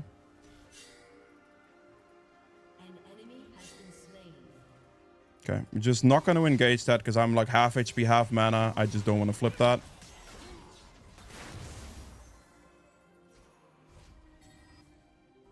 Okay, let me get the recall off here. I'm just going to get the recall off. Yep, nice. That was a close one. I had a feeling that was going to result in Nocturne ulting right after me on my way. But I think with my recall timing there, that's what I said. I'm just going to get my recall off here. I was in the process of saying that because I think it was impossible for him to make it there with his ult anymore. And I was correct. It was a bit flippy though, perhaps. If I started moving, actually, I would have died. So the play was good. He overcommitted and we're happy. All right, very good. Take the scuttle. Take the bot side camps, probably. Who killed Nocturne just now? I'm not sure. I think his Raptor should be here. His red might be here, but I'm not sure on his red buff 100%. Sweep here. You look for a silhouette in the bush. There's the red buff as expected. That's really good.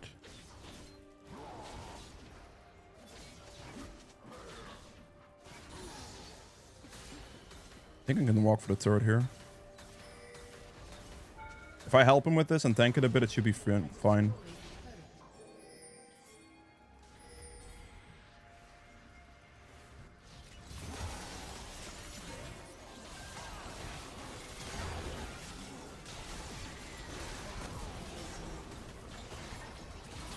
Good. I cannot walk forward here. That would be criminal on my end. That's completely blind. Oh, wait. That's just a Nico. I can go for Nico. That's not a problem. Okay, that's not happening anymore. That was fine. I held my ult as long as possible to just, you know, have the best ult I can get. The ult that makes the most sense. And I think at the end there, it made the most sense to use it then. I think that fight's really good for us. We're just going to get this and then we'll build some magic resist. Play for soul. It's big. We're going to clear our 2 topside camps right now, and then we're going to play for a bot side. I'm almost level 16. If I can hit that before Drake spawn, that's really good, which I should be able to do with 3 camps, I think I make it. And then we just play for Drake soul, and we should be in a very good position. My Aurora is very, very, very strong here. My early game didn't, like, my plays didn't start off great. They were just not insane, but like we're kept consistent. We're looking good. We're 50 CS up on this Nocturne now as well. Now our position is now looking solid. I am almost level. Ooh, that death timing is not good. Okay, we just have to play slow now. We just make sure that they cannot dragon. I just hit level 16. We make sure they cannot dragon. We're just gonna wait. We're just gonna be patient. Just be patient. Just wait. Just wait, just wait, just wait. Go for mid.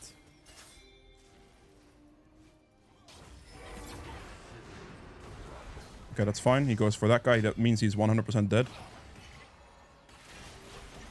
Very good. And now we can dragon. Just dragon.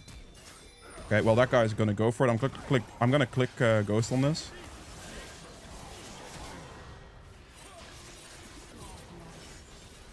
I mean, this is the only play I had pretty much with the way that was done. Can we not do this, please? Like, we're just giga griefing right now. Trying to give him a jump. Nope. We could have just dragoned. Instead, they just took the worst fight on planet Earth, and here we are. That's rough.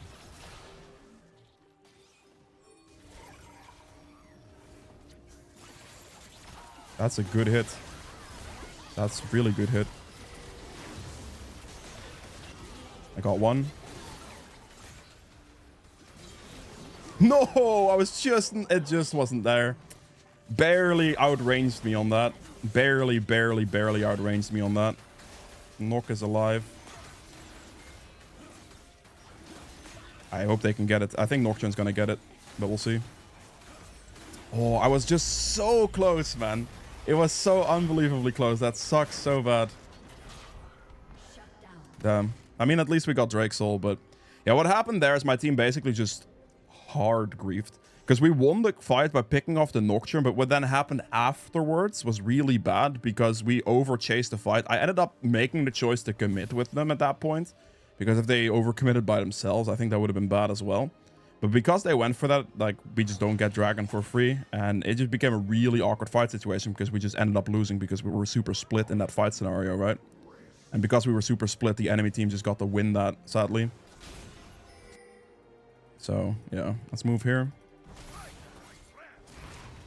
I am trying to move here as fast as I possibly can. It should be an acceptable fight scenario, I think.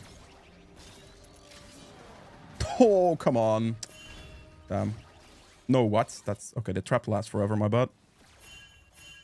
I'd rather not do this. My ult's now 50 seconds. I'd rather not overextend, please. It's gonna clear my camps. We have Drake Soul. I did get one death there against that Kai'Sa, I think. Yeah, Kai'Sa killed me for 1,000 gold, which sucks, but it should be doable. Guys, I got a lot off that. I'm gonna go for my Maw before I go for the next fight, which means clear my 3 bot side camps. Get my ultimate back off cooldown. And then hopefully in this meantime, my team doesn't die to something random. And we should be good.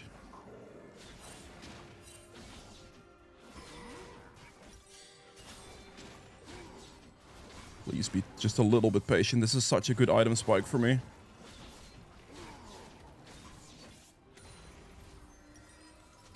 Let me back. Please. It's just gonna die. I'm so worried about this. Ah, they're dead. Someone is dead, I think. Oh no, please, please. Ay, ay, ay. Yeah, that's what I was hoping that wouldn't happen, but they were just walking too far forward. This is bad. I hope I can make this. I'm gonna have to suicide for this thing, I think, which I don't like. Okay, he got it. That's good. Whew. That is a crazy... The Pantheon ult got it in the end. That's crazy. Alright, that should be GG. Yeah, yep, that is indeed GG. Alright, cool. Last item in this build would have been a Jug Show. Pretty spicy game. I hope you guys have enjoyed this Unranked the Master video. If you did, make sure to like button below. We'd much appreciate it. On top of that, if you made it to this stage, to the end of the video, please do consider subscribing and also letting me know what champion you would like to see next down in the comments below. Only you can add a nice random word to that for no apparent reason as well, for some fun. So I know you made it this far. But with all that being said, I will see you guys in the next video. Bye.